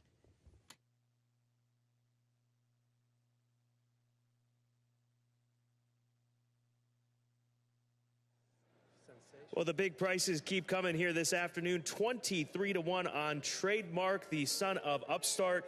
Keeneland graduate from the September sale of 2020, coming off of a 2-month layoff from Charlestown to win here under Martin Garcia and giving Big Blue Nation Racing a 3rd win this meet here at Keeneland. I'm glad you brought that up, Scott, because Big Blue Nation, BBN Racing, has had an outstanding meet thus far, and it just continues with this 23-to-1 shot. I am very excited and very curious to see what the pick 5, pick 4 wheel pace will be in this next race. They'll be big.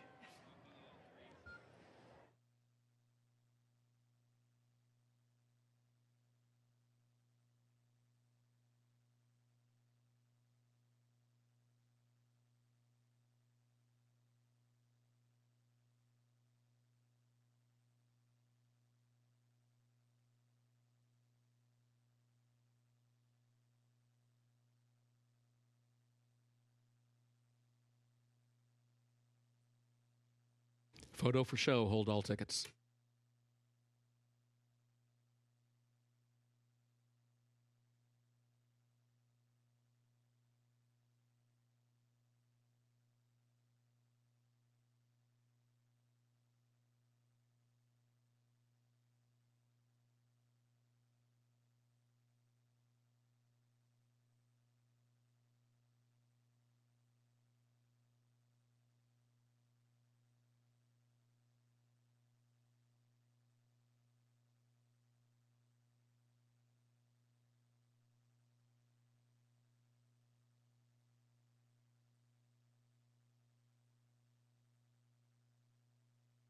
The unofficial results of Keeneland's featured 8th race. Number 13, Trademark, was first. Number 7, Actuator, was second. Number 1, St. Tappet, was third. Number 8, Ethereal Road, was fourth. 13, 7, 1, 8, unofficial.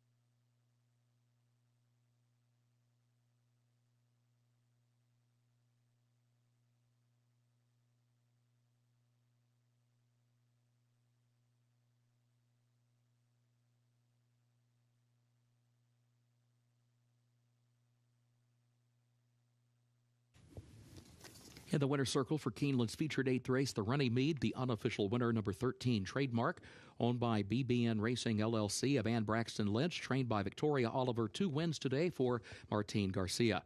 Trademark, a 3-year-old gelded son of Upstart out of Creative Trick by Creative Cause, bred in Kentucky by Brereton Jones. Keeneland September graduate gets the 1 1/8 over the fast main track in 1 minute 51.52 seconds.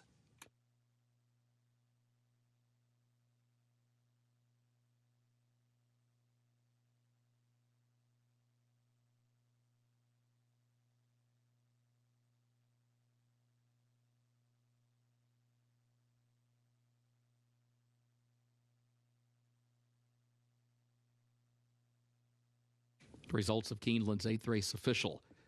13, 7, 1, 8. The official results.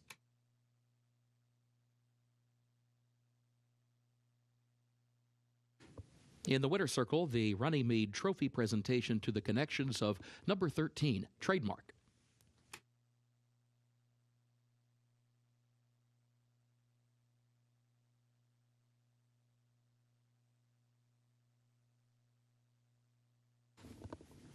Keeneland's 9th and final race upcoming.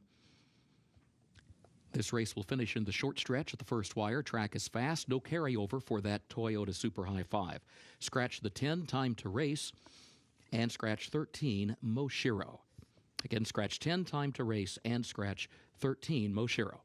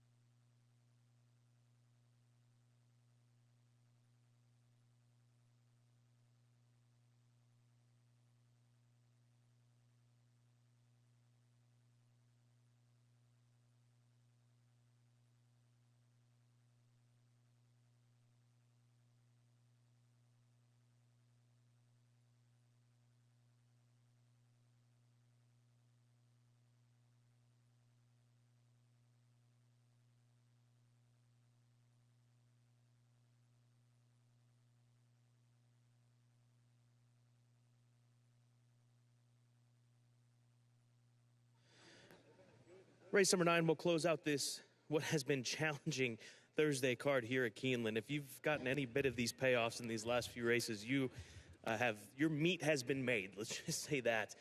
The double in the last race payoff, over $2,000. So that just goes to show you the difficulty of today's handicapping endeavor.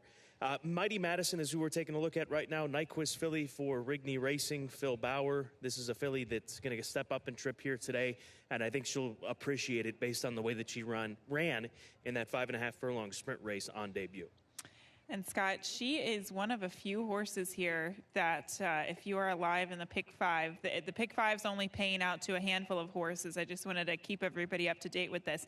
The 3, the 5, the 6, the 9, and the 12. Those are the only live tickets available in the pick 5. Yep, 5 of 5. So best of luck to all of those who are still alive. It has been a challenging sequence. But the 6 Mighty Madison, I agree with you, Scott. I think this horse should improve with 2 turns. She has the pedigree to suggest that she will be able to. And she ran really well first time out. But you could tell a lot from the replay that we showed on today at Keeneland in that she just maintained in that race. Yep. And she ran like a horse that needed 2 turns.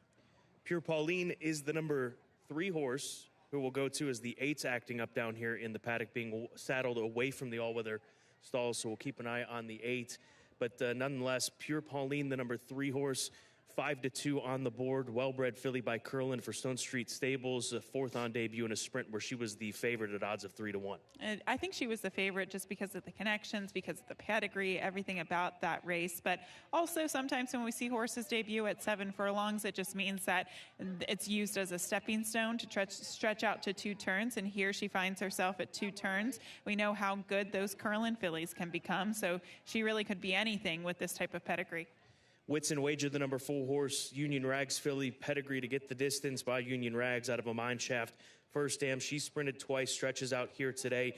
And trainer Vicky Oliver looking to close out the late daily double, having just taken race number 8. Vicky Oliver has had a very good meet thus far.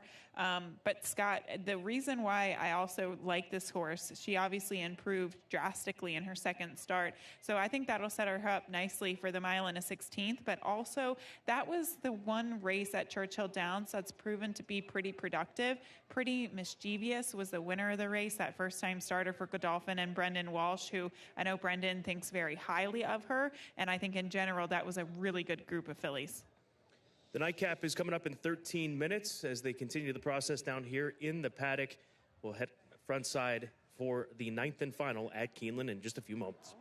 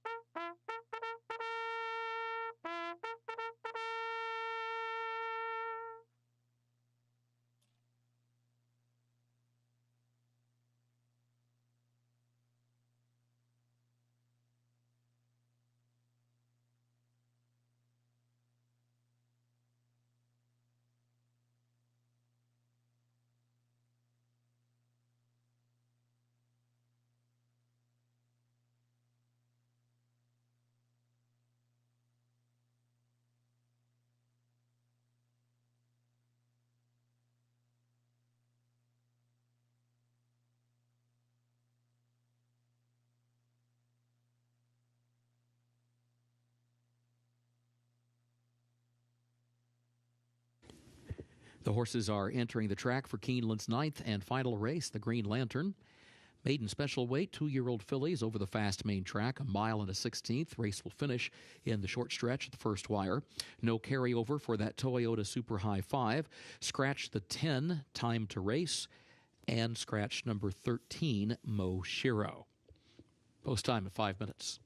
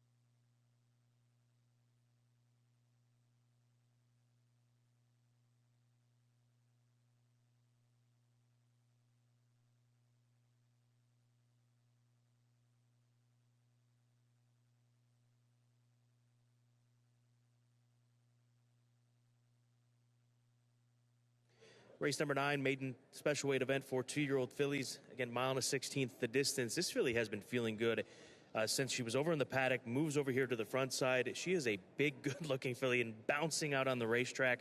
Sweet, sweet fantasy. Watch out for her. 38 to 1. I don't even look at prices anymore following what has happened so far in the latter half of this card. Today is the day to continue going with the long shots, and this one's 39 to 1. Scott, you and I were both in the paddock, and I thought this filly really was impressive looking. She's been on her toes. She's kind of like a rocking horse out there right now. You know, just how she's built, she just has so much power in her hindquarters. She just looks very strong, and who knows what can happen, but I think she'll outrun her odds. Yeah, she looks good. There's no knocking her from a looks perspective. The 8-horse Huntley, we saw her act up a bit down in the paddock and settling in now for her warm-up as she makes her second start. And this is a Clocker Report pick.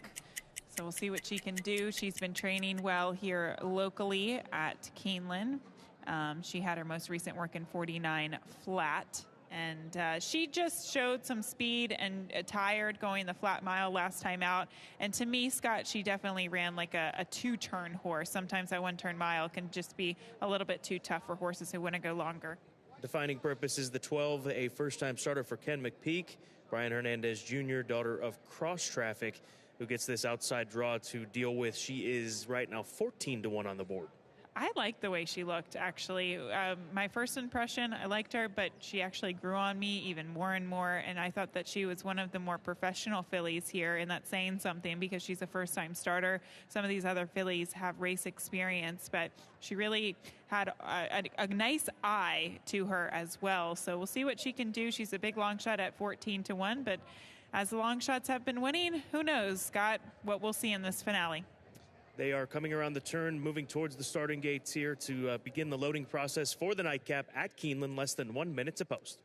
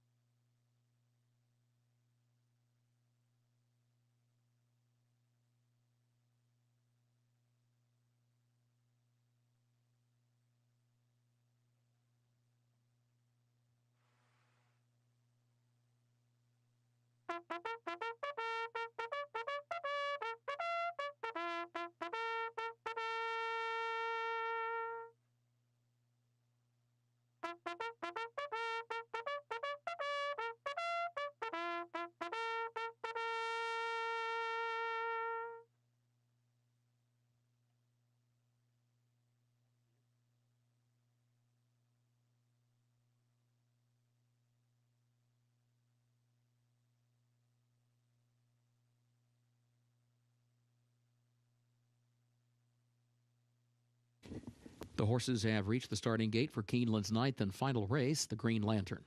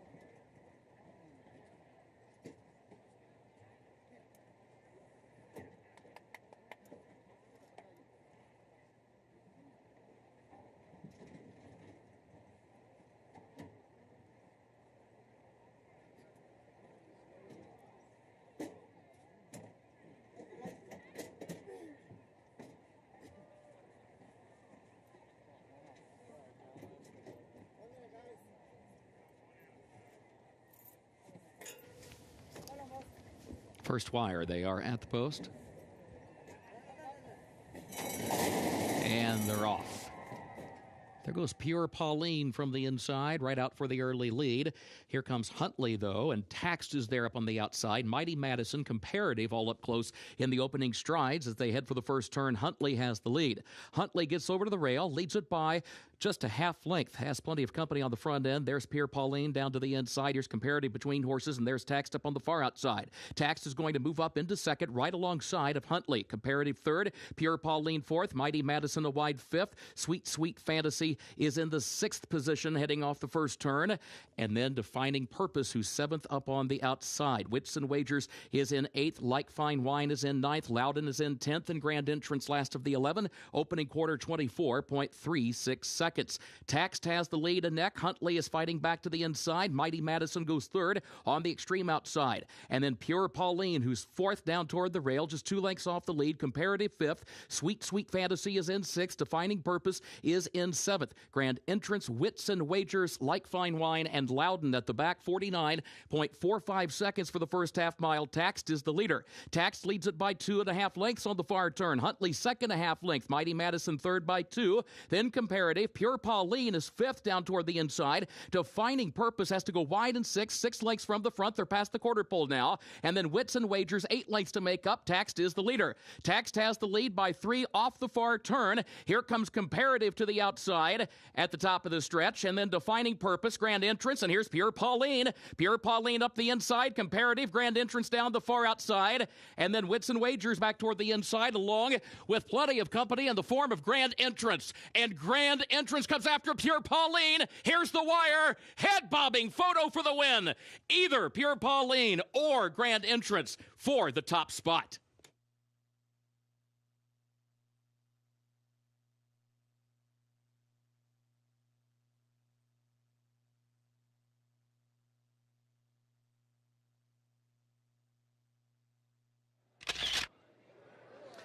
Well, I can tell you one thing, Todd Pletcher won this race, but which one is it? Is it the 9 Grand Entrance who's coming onto the scene late, or the 3 Pure Pauline in the Stone Street yellow and burgundy down on the inside? Very close on that first wire finish. That's when you know the meet is going well, when it's either your horse or your other horse, Scott. It's going to be really close in the end. We'll take another low-angle look at these 2 horses coming down to the finish. The number 9 Grand Entrance making that nice closing run on the outside. The 3 on the inside. It's going to come down to the head bob. I can't tell. We'll let the photo finish decide the winner of the finale.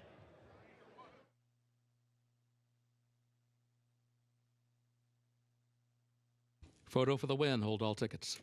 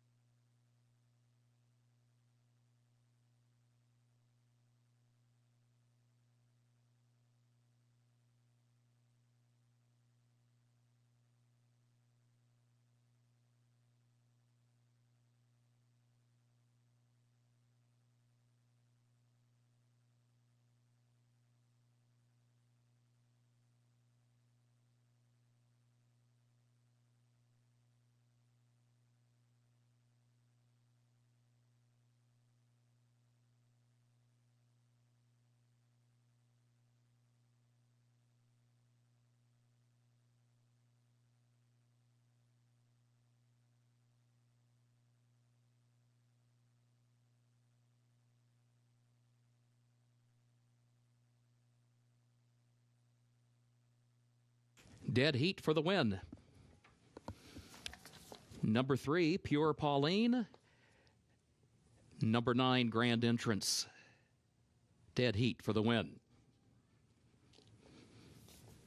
Behind that pair, number 5, Comparative, was third. Number 4, Whitson Wagers 4th, and number 12, Defining Purpose 5th. Results unofficial.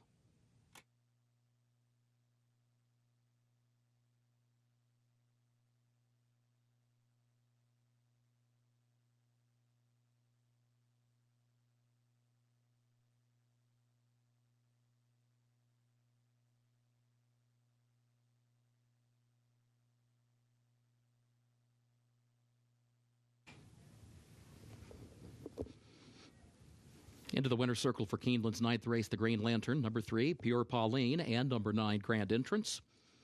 Dead heat for the win. Number 3, Pure Pauline, is owned by Stone Street Stables, LLC, of Barbara Banke, trained by Todd Pletcher, ridden by John Velasquez. A 2-year-old Curlin filly out of Keene Pauline by Pulpit, bred in Kentucky by Stone Street Thoroughbred Holdings, LLC. Number 9, Grand Entrance, owned by Eclipse Thoroughbred Partners of Aaron Wellman, owned also by Gary Barber and Stephen Rocco, trained also by Todd Pletcher, but ridden by Luis Saez. Grand Entrance, a 2-year-old Bernardini filly out of Grand Pauline by Two Punch, bred in Kentucky by Stone Street Thoroughbred Holdings, LLC, and a Keeneland September sales graduate. Mile and a 16th, 1 minute 48.07 seconds over the fast main track.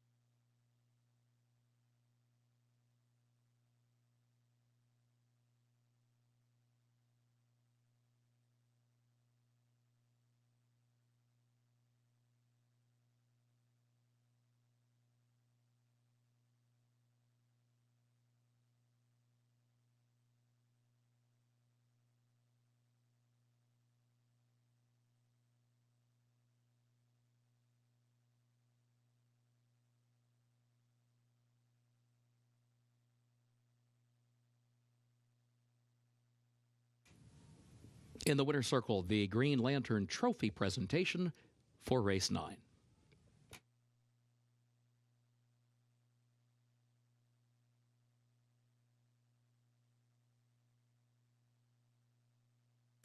Results of Keeneland's 9th race official.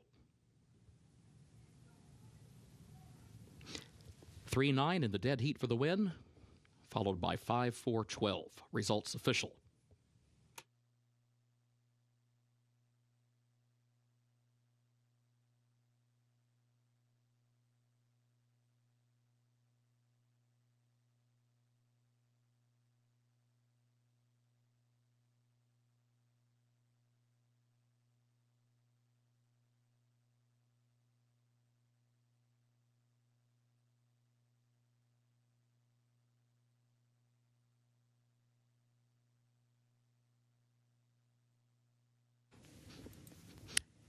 With the dead heat for the win, a reminder there will be several different combinations available for the Exacta Trifecta, Superfecta, and the Toyota Super High 5. Consult the video boards and television monitors for further information.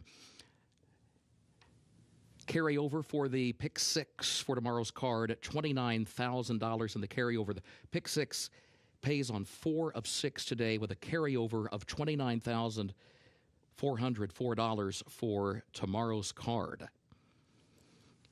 Late pick 5 on 5 of 5 with a consolation 4 of 5.